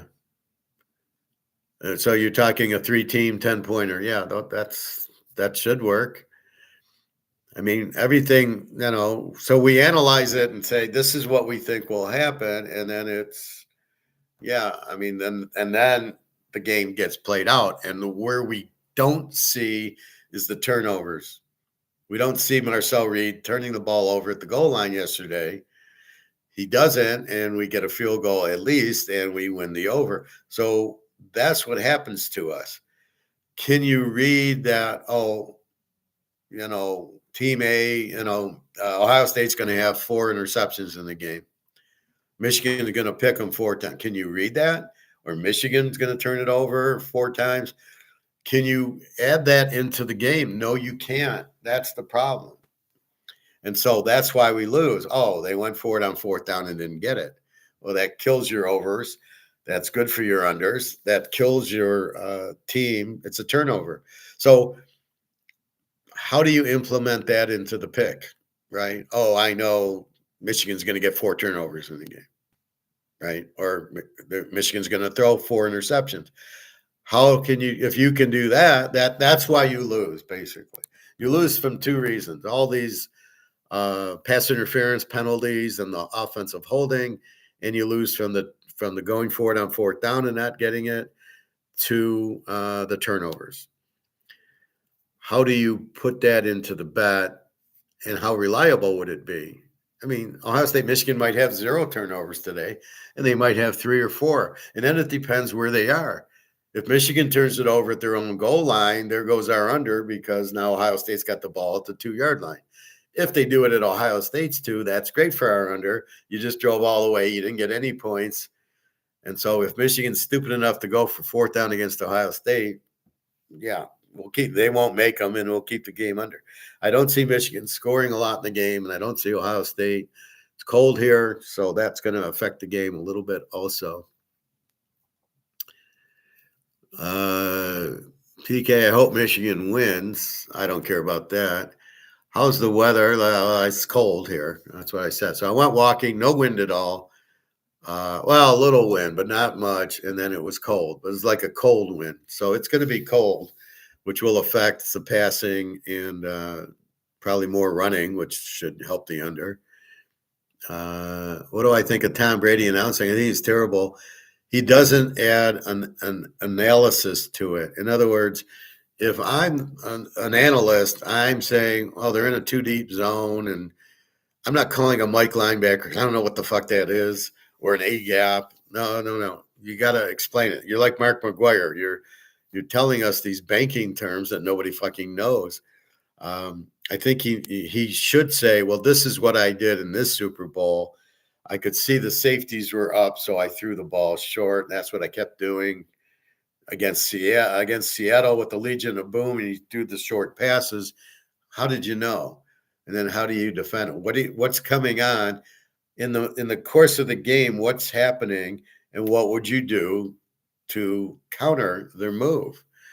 So if he's watching the Philly Chicago game, what he should be saying is Chicago's running it down the throat. What I would do if I was Philadelphia is bring a safety up, or so I would get pressure on Caleb, or if I was Hurts, I'd roll him out. He doesn't say that. That's what I would say. I would talk about analyzing the game like I talk about analyzing gold and silver in our games, right? I break the game down. He doesn't do it. And the worst is Herb Kirkstreet. He's terrible. Oh, what a physical guy. And the guy, oh, look at that block. And we can see the play, Herb. What the fuck? I mean, we see what the play is. We understand what the play is. That's not what you're there for. You're there to analyze, not to tell us what we see. What a good block by the guy. Oh, he's a fast runner. And this guy's so fast. Oh my God, he's really fast. I mean, what the fuck are you talking about? So I find the analysts don't analyze. There's no Keith Jackson bringing the excitement into the game. You watch an old Michigan Ohio State game with Keith Jackson doing it, man. You got goosebumps all over watching these idiots. Oh my God, they're terrible, and the analysts are terrible. Tom Brady is not. He looks really weird doing it. He sounds really stupid doing it. The fact he's Tom Brady, I don't give a fuck. If I saw him on the street, I probably wouldn't say hi to him unless he approached me. I would never ask him for his autograph. So I don't know. No, there's nobody I really respect out of here. They're all a bunch of fucking idiots, as far as I can see, based on what I've seen when I was younger and everything.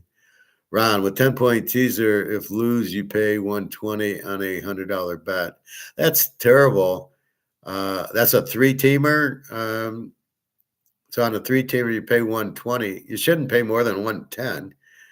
But okay, it's a 10-point teaser. But then let's say a 5 or 6 team teaser. At what point do you bet 100 and win 120 or win 130? You got to bet 4 teams or 5 or how many? That might be a better way, but it is harder. You would have turned the Texas loss into a win. I don't know about the other end. Philly, we had no chance. Philly's just one of those games you just throw out. Is there any way in the Philly game you could have bet the Bears? Is there any way? It was a 39. Is there any way? I did pick the over in the game, which was 38.5, just because I think Chicago's an over team, right? So I would have played that. Philly should have lit them up against this 27 defense, and they didn't. They scored 15 on the 27 defense, missing 2 extra points. Really, you're letting the Bears run down your throats. I mean, what can you say there? Can you pick that? You can predict it now because you're seeing that the Bears, hey, against Green Bay, maybe I'll take the Bears as a dog, right? Versus that when they play the Lions, you make the Lions. It's at Chicago. You make them favorites. Then you can easily say, yeah, I'm going to take the Bears. But that's the data points that we need. The Bears were 8-3, hadn't played anybody. They played Baltimore and lost, played Detroit and lost. And they played all the lower half teams. So you have no feel on that. Indy, the same thing. We don't really have a feel. They go to KC. We go to the Rams. They lose close. Okay, we have a little bit more feel on that. We know the Rams are good. So some of these new teams, New England, have they beat anybody? They beat Buffalo on some bad coaching. They get them at home. Okay, are they that good? I'm not buying Drake May yet, but I'm not watching a lot of New England football. So now we have a little bit more on the Bears. We see Joe Burrow look like a superstar against Baltimore, lighting them up. And I like that he had time. he went back to pass. He actually had room to throw. So you can't, he's a live dog. Um, so that's what you do. Let's see. Cosell was good at announcing very fast runners. Yeah. He was a good commentator. I mean, he called it the way he saw it, sort of like Jesse the Body. The 3 teams 6-point teaser pays 160. Yeah, see, that's what I would advise because we have no problem picking 3 teams today, right? Look, like what Ron just gave us, right? You know, Tennessee over BYU and Oklahoma, and maybe you play that in a 3-team 6-point teaser. Pays 160. Yeah, that's a good payout. Yeah, I like. Where are you betting with profit? Oh, at Pinnacle. Okay. Yeah, that's beautiful. I mean, we got 3 teams over the place. I mean, Thanksgiving we hit, so we would have won there. And it all blends. We had a good Wednesday, a good Thursday. We lost a little yesterday. Oh, yeah. And then we got, so every day evens out. We've been hot, so it's fine. Uh, John Madden was the best announcer. He was a funny announcer. Keith Jackson was the best announcer. Pat Summerall was a good announcer. As an analyst, Madden was good. Um, yeah, I'm trying to think. Yeah, he was probably the best analyst. Yeah. Burrow owns the Ravens. Well, Burrow owns everybody. Ron, Jimmy the Greek was nuts. He was great. Yeah, but he couldn't give you the picks because it was illegal back then when football was football. But he would say, the team's laying 10, and you go, well, they're going to win by this much. So he's telling you to take the dog without taking the dog. I thought it was terrible. They fired him, just like firing Don Cherry for saying something. But what happened to free speech? This is America. For Jimmy the Greek to get fired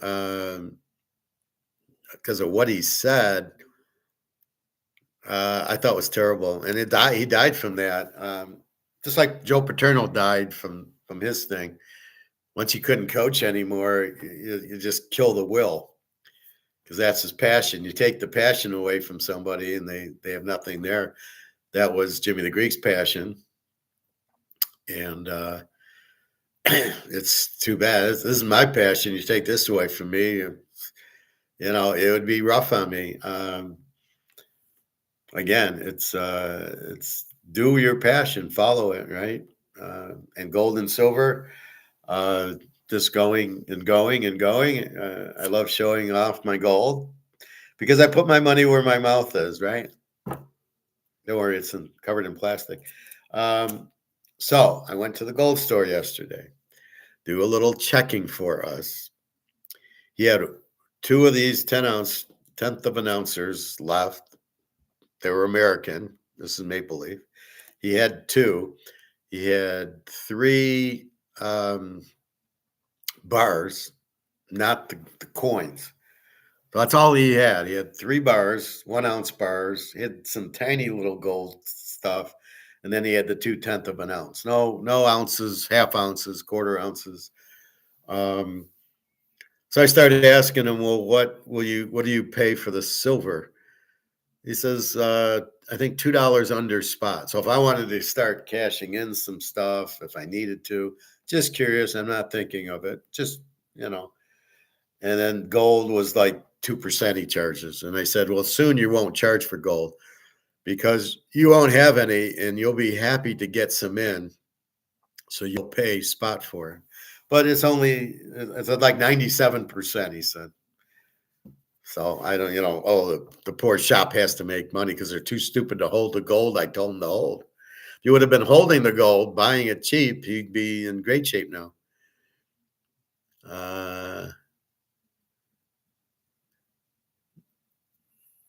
Well, that's what I was talking about. Howard Cosell. Yeah, Jimmy the Greek. Yeah, I mean, this is free speech. What do you mean you got fired for that? You should be able to say anything you want.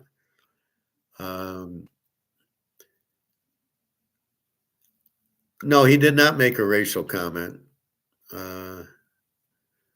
Yeah, it was it was the fun bunch. I won't get into what he said, but he said they look like an animal, which was not a racist comment.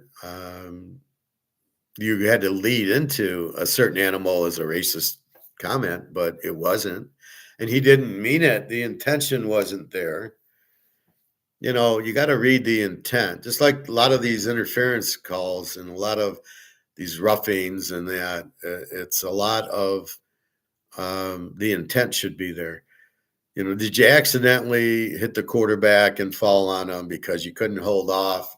Should not be roughing the passer versus he intentionally landed on the quarterback, like on Joe Burrow, and hurt his knee.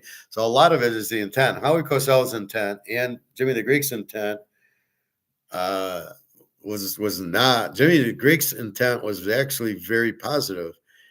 It was about breeding and stuff like that, and he used a certain group as the example. It was very positive for them. And yet, because he used it, they fired him, and it was terrible. Joe Paterno, he got stuck for turning his head. Like, did he know the guy was raping the boys? If he knew it, he should have fired him. If he knew it and didn't fire him, then he got what he deserved. And that's the question. Did he know? And if he didn't know, he shouldn't have got fired. And you can't, I hate when they assume, well, the head coach should know everything. Well, no. But like in Jim Harbaugh's case, knowing the guy was stealing signs, he had to know that because the guy would have said to him, here are the signs I stole from the other team. So he had to know about it. But his punishment was stupid. You can't coach in college anymore. That's okay. I'm coaching I'm coaching in the pros. I don't need college. What's the difference? Yes, Cosell's comment was very funny.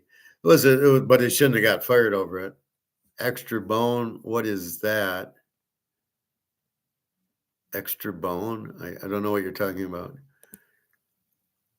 Offensive pass interference is an awful call. Should never be called. He was at a dinner drunk. I thought he did it on the air. I thought it was about the Fun Bunch in Washington, and they scored a touchdown and the way they celebrated. I thought that's what it was. No, it was something else? Okay. I know he said that, and I know that was maybe he had to apologize for it because he used an animal term about it, and I guess people didn't like that they were calling them certain animals. Oh, well. I feel bad for him, though. All right. So let's get into gold. I did watch Mark McGuire yesterday. There's a lot of shortages in silver. And the silver market, as Andy Scheckman mistakenly said, they're not keeping the price down. Yes, they are. They're doing it to let the other people buy. That's why they're price fixing still. Why are they still price fixing? They're losing their ass because they short it and somebody buys it and they got to deliver the gold. They can't deliver it. These banks will be going broke very soon. If they're making money off of it, that's got to stop. I don't really know how options and derivatives work. I know options you can short and buy. I don't know how much money you make on it, but that's got to be illegal too. And you got to freeze it, especially when it's fixed. When, Ron, you buy and then I'm going to sell it to you. And so we know we're going to buy and sell. We know we'll have the option. Well, that's got to stop. That's what London and COMEX were doing. But silver is out. There is no more physical. It's not that there isn't any more. There isn't any more on the market. So you have a market demand of this, but you have like inventories like way down here. Now the price goes up, this will come into play. So if you make silver 500, all of a sudden you'll have silver ounces. So then there's the equilibrium of the market, and at what price do you start seeing supply?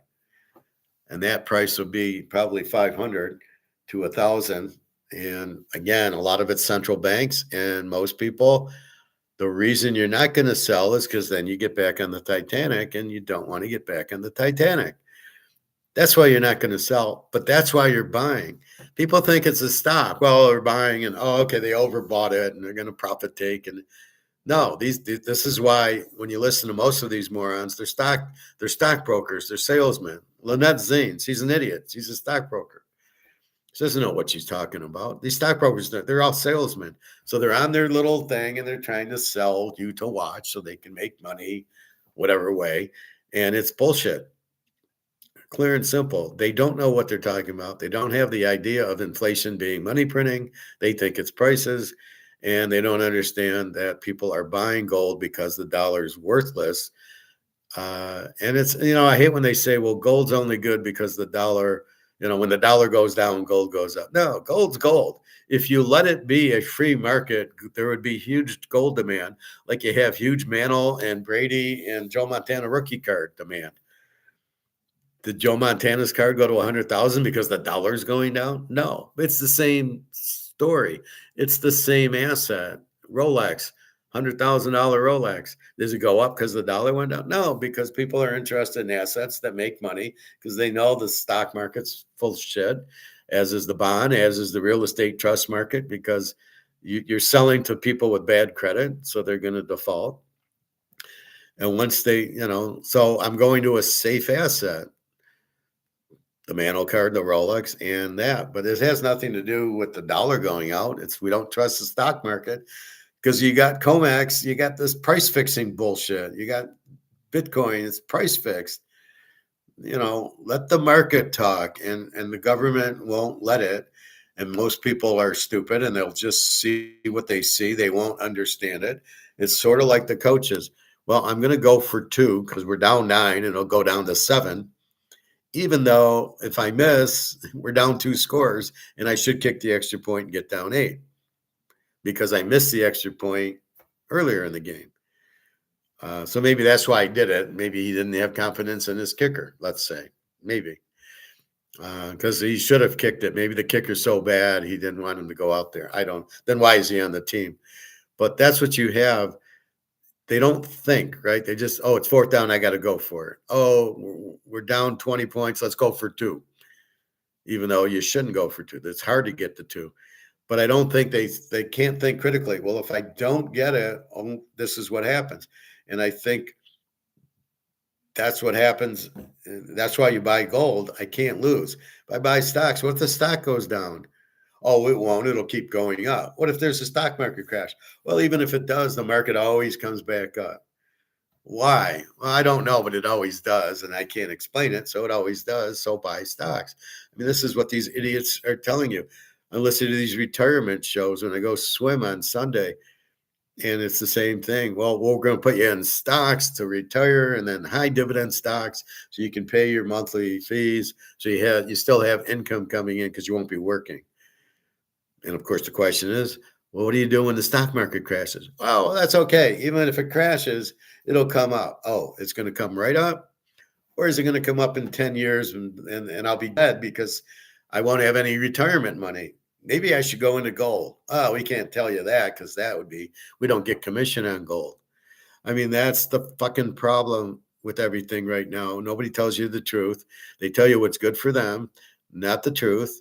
They can't explain shit. You know, well, it's not gold going up. It's a dollar going down. No, it is gold going up. And explain why gold isn't going up, Alistair. You don't fucking know. You're just saying stupid things. Oh, when I hear that, I get infuriated because it is the demand for the gold that makes the gold price go up. Yes, the dollar is worth less, but if the demand, let's say the dollar was even. Let's say the dollar has been the same since 1970 and it wasn't inflated to shit where it's worthless. Let's say the dollar's still worth $1. Gold would still go up because the demand for gold, because the BRICS countries don't want to be blackmailed by the U.S. and their U.S. dollar, all the bullshit the U.S. does. So they would still be buying gold to get out of the dollar, and the gold price would go up based on the demand of all the central banks buying it. That's why gold's at 4,200. And the same thing, they're all starting to buy silver. So get your silver. It's about to go because there's no supply and there's huge demand, which is our favorite words when we want to buy something. If there's huge demand and no supply, you buy and buy and buy. And that's the whole point of it, right? You've got to do that. And it's yes, now it's because the dollar's worthless, but it's still because BRICS is buying it. There still has to be a trigger of demand to get the price up. Is everything up? Well, let's look at steaks. I bought steaks for $13 a pound because they were 20 and they couldn't sell them. And so, oh wait, you mean there's no demand and the price goes down? But not in gold and silver because the demand's huge. But now you're forcing the demand by making the dollar and the euro and the yuan and the yen, the ruble and the, if there was a French franc, all of them are worthless. So now everybody has to go to the lifeboat, gold and silver. Problem is, me and you understand to get to the lifeboat. Most of the US and Europe does not understand they need to go to the lifeboat yet. And so we're sitting there going, this is going to be nice. Buy, buy, buy. And then watch the fireworks happen when the rest of the people realize they're on the Titanic and they need to get to a lifeboat. And we're sitting there in the lifeboat going, yeah, this is going to be fun. And that's why we're saying these prices are going to be huge. Now they're trying to keep it down.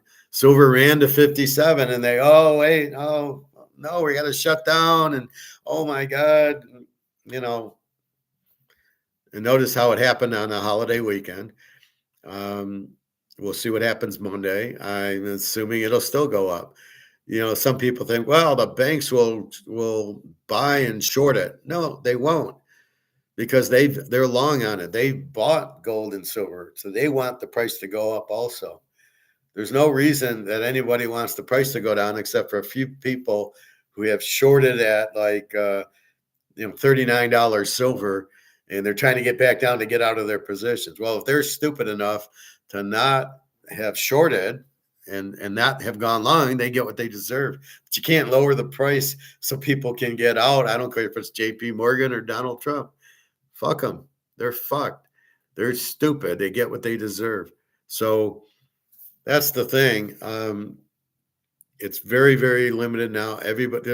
There's not a lot of gold and silver in the world, physical to start with anyway, which is why I'm guiding you there. They are money and it's very limited. And when the dollar collapses, it's the only thing to go to. We hate monopolies except for in this situation when we're on the monopoly side.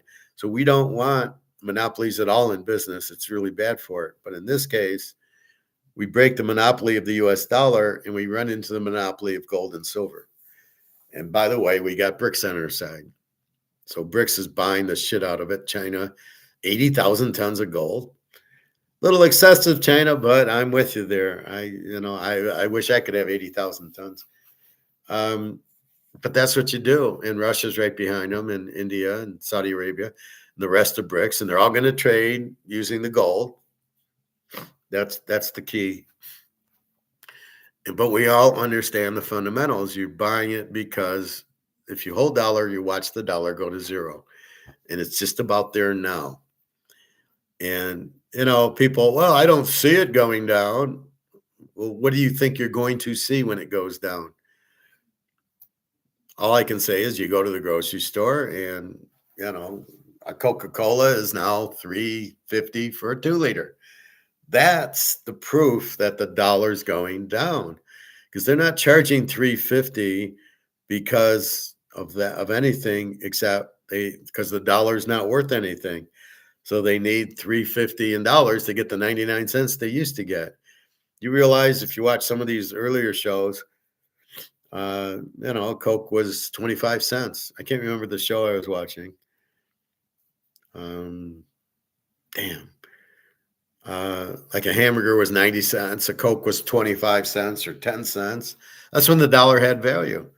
And the reason it's $3, $4, or $5 now is because the dollar has no value. That's simply it. It's not prices going up. It's not the stores trying to get more out of you because they know it's going to be hard. You're not going to give it to them. But that's how you see the dollar losing value is because of that.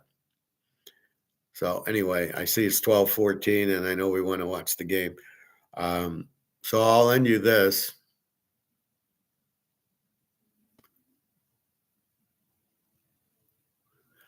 Oh, he said that they had an extra bone in the ankle. I don't know about that, but they were fast. They had muscle differentiation, which made them faster. And because you can see they're different body shape. Be careful with the Coke because it's got all these chemicals in it. That's going to hurt you. So try not to have too much Coke. The sugar, be careful of that too, Ron. Anyway, so I won't play Mark McGuire now because it's our day of religion. We got the football games coming on, but anyway, um, I think I have one Roman thing for it. I have a Stoic thing for us.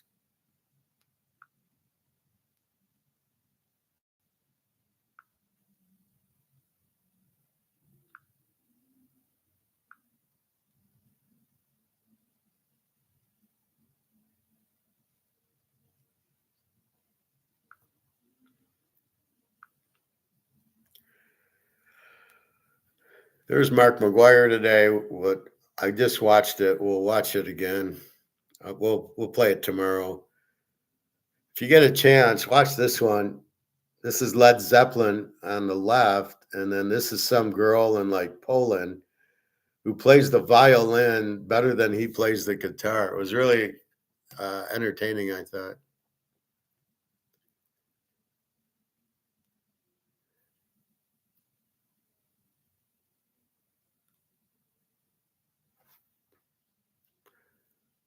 All right. Continuous strong demand of gold from big investors, being central banks. They're not rushing it, as I said, because they don't want to push the price up, so they're going to do it slowly and systematically. Because they're buying, institutions will follow also them, and they always follow, as they never lead as institutions, pension funds, etc. Institutional buying will also become much stronger, and today is only 0.5% of world financial assets in gold, which is absolutely ridiculous. And of course, gold couldn't take 10 or 20% of world financial assets now. One thing is, of course, the value of financial assets will go down. I've been talking about how asset classes coming down. But the only way that this increased demand, and that will be followed by retail investors and everybody else, the only way that this can be satisfied, this increase in demand for gold and silver, will of course by a higher price, not by more gold and silver being produced. That's just simple supply and demand equation.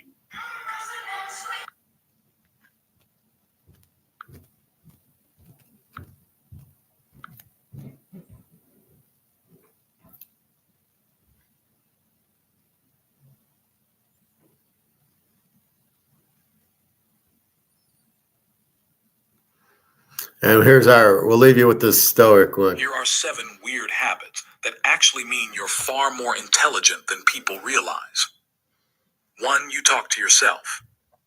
Most people think it's weird, but intelligent minds use self-talk to organize thoughts, control emotions, and solve problems clearly.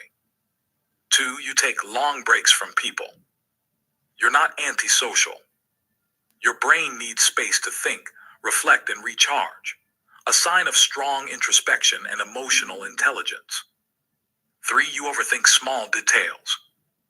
Your mind works in layers. You see risks, patterns, and meaning that others miss. It's not overthinking, it's deep thinking. 4, your sleep schedule is strange. Intelligent minds stay awake when the world is quiet. Nighttime thinking brings clarity, creativity, and problem-solving power. 5, you notice red flags instantly. Sharp observation is a form of intelligence. You read micro signals, tone, and intentions faster than others. 6, you lose interest in shallow conversations. It's not arrogance, it's cognitive mismatch. Your mind craves depth, philosophy, purpose, and truth. 7, you learn things faster than others. You connect ideas quickly, understand patterns instantly, and absorb knowledge with ease, the hallmark of a high-functioning, stoic-minded thinker. These habits may look strange to the world, but they reveal the kind of intelligence that can't be faked. See, that's how I am. Like watching the Bear game, I quickly realize that they're better than we think. I needed the trigger to see that. Like I needed them to play Philly and do what they did. And then I go, oh, we're not betting against the Bears anymore. So that's kind of I see the pattern and I'm very quick to pick up, oh, wait a minute, like Air Force. Oh, they're an over team. And then they started playing under games. And it wasn't the quarterback being injured. They did use a different quarterback yesterday. They scored a lot more points, but I don't think he was their starting quarterback. Maybe he was, but I'll have to go back to week 1. But I immediately picked up the pattern that they are an under team. So that's where it helps us here. Gold and silver, they start printing money, and I immediately go saying, we're fucked. This is going to be heavy inflation. I got to start buying gold and silver. So I picked up on that 5 years ago very quickly. I thought there was, yeah.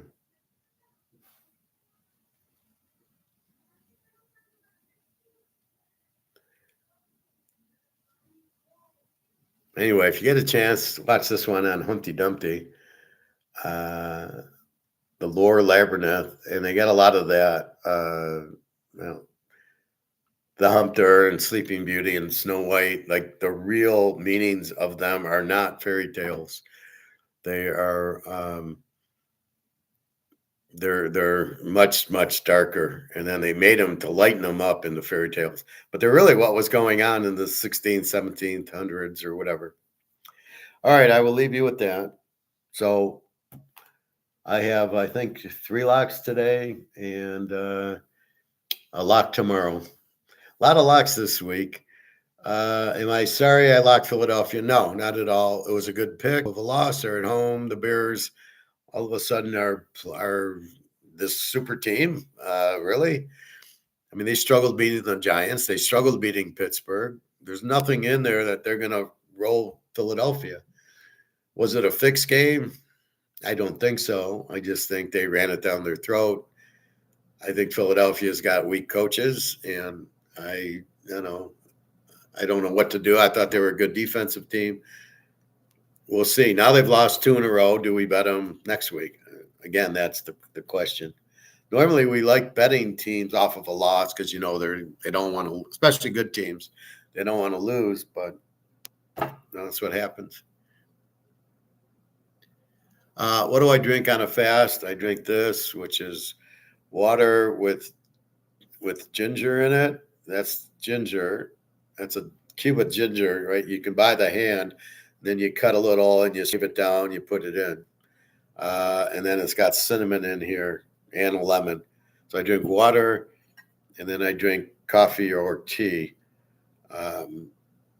Again, no sweetener, no sweet and low or sugar, no honey when I'm fasting. Like now, I'll put in cinnamon and ginger in my coffee and some honey. And the same thing with the water. I'll throw some honey in it, ginger, that cinnamon. Those are very healthy for you. That's what I use on my fast. I just finished a 4-day fast last Saturday, 90 hours. I did buy my pumpkin pie. I still have some left. I'm proud of that, which will probably be gone today. And I still have some roast left, which will be probably gone today. And no, it's really thick. It was a big, thick piece of roast. My feet are okay. But the fast, I highly recommend at least a 1-day fast. And all you got to do is just skip eating for a day. So eat tonight, don't eat tomorrow, and then eat Monday lunch. And you'll be amazed how it heals you and it helps you. It's what doctors don't tell you, but your system, I mean, you store your fat, right? So if you want to lose some fat and lose weight fast, your body needs the energy to work, and then it'll take that energy. So if you got stored food, it'll eat the food that's stored because they don't think you need it. your body like stores it as fat, and then as the body gets hungry, it goes to the fat and says, "Oh, here's some energy here. I'm going to eat it." And so you lose some fat anyway. You lose a little bit of weight. My friend Alyssa said, "Well, how much do you weigh?" I says, "I don't know. I never weigh myself. As long as I fit into my clothes pretty consistently, I don't really care what I weigh. I'm more worried about my blood pressure, which I know is like 120, was 180. That's my concern, not necessarily. So that's why I'm walking. That's why I'm at the pool every day. So that just takes care of itself. And that's kind of what I do. So it's a very simple, oh, yeah, I'll have a pumpkin pie. It's Thanksgiving. But then maybe I need a day fast or just go a few days without, just have an omelet and some chicken breast and a salad, and then you're fine. I always feel better. I wouldn't do it if I didn't feel better, but I know it's healthy. It's like eating dark chocolate. It's not M&Ms. It's dark chocolate, but you're eating it because of the cocoa, and it lets you eat and get your sweet tooth without eating bad sugar and bad chocolates and stuff. You should not be drinking regular Coke. You should, if anything, you really want to get off the pop, but I understand. So if you do, I don't know if the diet's better, but you probably don't want too much sugar. Sugar is really a killer and causes all the diseases. So if you get off of sugar, try to eat the avocado. This is critical. This is a must eat. I eat this every day. It gives you a lot of magnesium, which is critical to your body, which you don't get, and the Celtic salt. Take a little bit and just eat it and drink it and wash it down. So you got to get the minerals you're not getting, and the avocado is very good. And just watch the chips and watch the cookies and ice cream and that stuff. Yeah, you can eat it today or for the holiday, but on Monday you don't want to eat any of that crap. Just a salad, Ken's dressing, and then I don't eat ketchup anymore or barbecue sauce or any of that crap. And I'm careful on my salad dressings. If I go to my rib place, I will bring my Ken's French, and I'll put that on my ribs, and I'll put that on my chicken, and I'll eat that instead of their dressing or their barbecue sauce or their ketchup. Anyway, that's it. Let's go watch some football. It's 12:30, and so we got Michigan, Ohio State under, because I think Ohio State will win, but I can't bet it because they've lost the last four. So it's either Michigan at 16, which is probably a winner, but I don't know, or I took it under because Ohio State's got a 7 defense. We'll see. Michigan, pretty good defense too. So the cold weather helps. We'll see. I mean, it's all I can do is what I think will happen. I'm on statin for cholesterol. You don't even need cholesterol. Do you understand cholesterol? I'll show you I'll send you the doctor's video on cholesterol. It's not real. Cholesterol is not a problem, so you shouldn't even be on it. You're not worried about the weight. That's good. Yeah, look at me. I mean, I'm still a young boy, even though I'm an older boy. But yeah, cholesterol is not real. The example of cholesterol was if you go to a fire and there's fire engines there and blaming the fire engine for the fire. Well, they blame the cholesterol for the problems, and the cholesterol is there to help. The problem is the sugar. You got to get off the sugar and watch your carbs. If you can do those two things, you don't have a cholesterol problem. And that'll cure your blood pressure, whatever else you have. It's drinking the water and the tea. It's getting out of sugar and getting out of carb.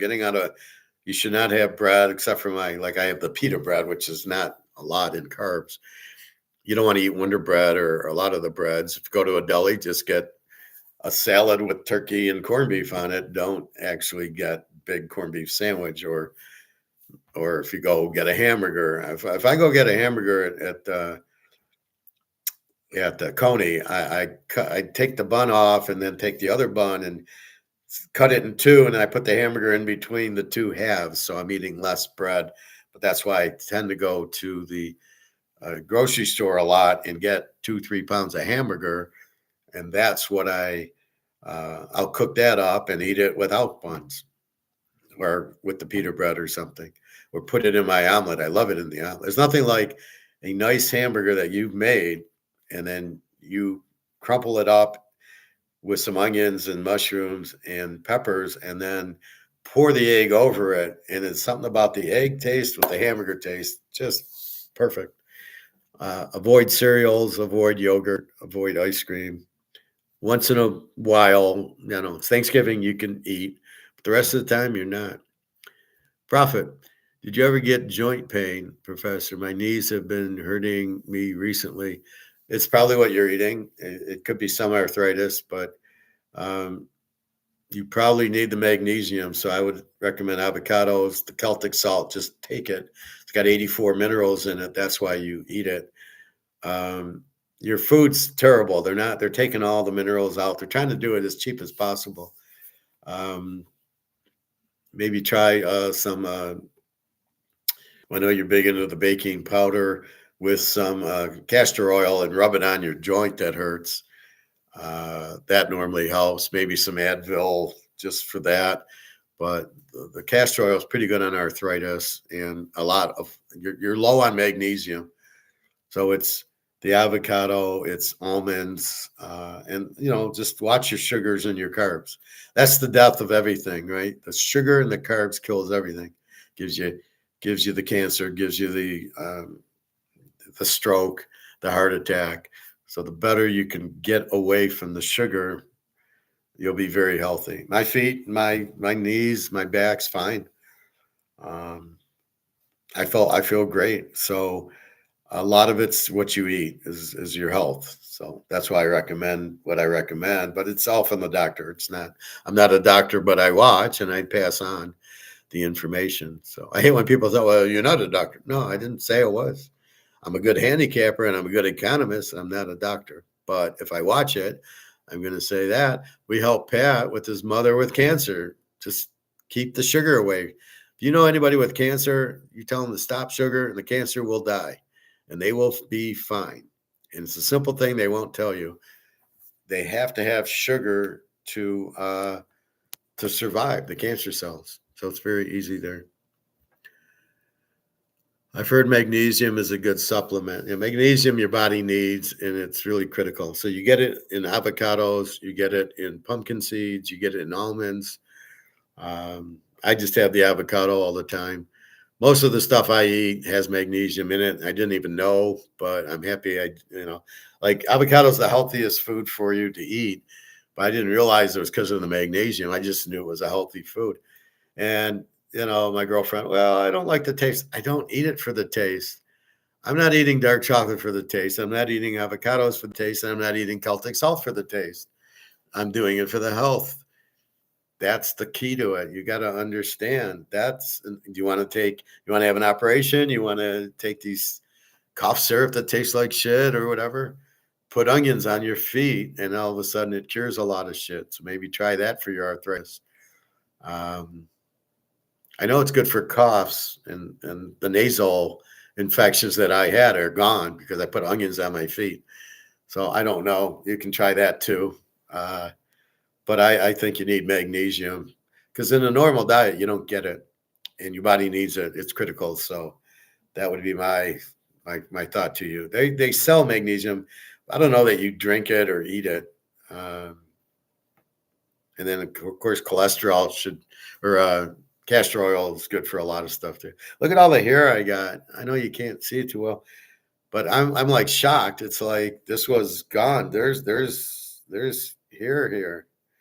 I know it's hard to see, like all this hair. And Alyssa's like, wow, it's like magic. I go, no, it's called Celtics. It's called castor oil and coconut oil together, mix it up, heat it up, and just rub it on your scalp. And all of a sudden, hair is growing out of my head. And, and you got to pay a lot for these bullshit for the doctors to do that. See, look at how cynical it is. The doctors want to charge you for pills, and it's $80 for my visit, and or you want to grow here, or you want to lose weight, or put this patch on for diabetes. All you need to do is cut out sugar and carbs, and everything goes away. And put a little castor oil on it, and that works. And then put onions on your feet. So you're getting the real answers. Not paying $85 for a doctor who won't tell you, oh, I'll put you on this medicine. Yeah, that's nice, but that's not going to do anything. So this is the problem with doctors. I haven't been to a doctor in a while. It's just crazy. Ron, I do use the blue pill, though. You do a fast, you won't need the blue pill. No. You do a 2-day fast, yeah, you won't be using the blue pill, Ron. Because it's a lot of the sugar that's clogging you up. So you fast, you clean your body, it cleans all that, and you won't be using blue pills. I was with the girl, and she said, I got a blue pill for you. And I go, no, don't need it. Thank you. But you're older. Yeah, well, don't need it. So that's what's going on. It's all right. Yeah. The fasting cures everything, because your body has it's like think about it as a maid in your body. So the maid cleans the kitchen and the dishes and the bathrooms and the showers and the tubs. And that's what you got in your body. It's called autography. And after 18 hours, it comes out and starts cleaning. And it cleans all your bad cells and kills them. And it grabs your fat because it needs more energy because it got to do the work. That's why I did 90 hours of fasting. Because I had a lot of water and coffee. I never felt lightheaded. I was fine. And after the first day, you're so into it, it doesn't matter. You kind of are like, oh, this is fine. I don't need to eat today. I mean, even when I ate on the 5th day, on Saturday, I ate right after class at about 2:00. And I think I went swimming first and then I ate. You could easily have said, I don't need to eat today either. Once you're into it, right? That first day is hard because you're used to the food. The second day, you're used to not eating on the first day. You easily can go, I don't need to really eat. And your mind will tell your body, and then you won't eat. And you'll have, let me have a tea or a coffee and water. And you'll just go from there. No Coke on it. No Coke, no sugar, no honey, nothing. Little cinnamon's okay. And that's what you do. And lemon's fine. And then you get to the next day and you go, I really don't need to eat today. And when it came to Saturday, I said to myself, do I really want to eat now? Because I'm hot. I've gone 90 hours. I could go another. I really could have went to Sunday if I needed to, but it was 90 hours. And I had made chicken. I said, well, I better start eating that. But that's what it is. You basically, your mind controls it. And you really have to shit you eat. You don't need to eat. And if you think about your health, you won't eat half the shit. You won't eat yogurt and ice cream and Pop-Tarts and bread and cereal, all that stuff. I don't even go through half the grocery store now. Fruits and veggies, go to get my eggs and my half and half. If I need coffee, dark chocolate aisle, the meat aisle, get some chicken and steaks. A lot of that. Tuna is good. And you just eat that, and I 90% of the aisles, I don't even go. I get my Ken salad dressing. I get my spices. That's the only time I'm in the aisle. Canned goods are terrible for you, except for the tuna is okay. But like Campbell's soup, just run and hide with that. That'll kill you right there. Most of the cans, avoid the high fructose corn syrup. That's what kills you. So if you can avoid that, they use it to preserve the food in the can or the bottle, so it doesn't go stale because it takes a while to sell. But all that's terrible. You'll die with that. So that's the other thing. This high fructose corn syrup. That's why I have Ken salad dressing. It doesn't have any in. It's got some sugar in. But what are you going to do? But it's got no high fructose corn syrup. Or go to Kraft, Miracle Whip, high fructose corn syrup, barbecue sauce, ketchup, all that shit has high fructose corn syrup. The salad dressings. So I avoid Kraft at all costs.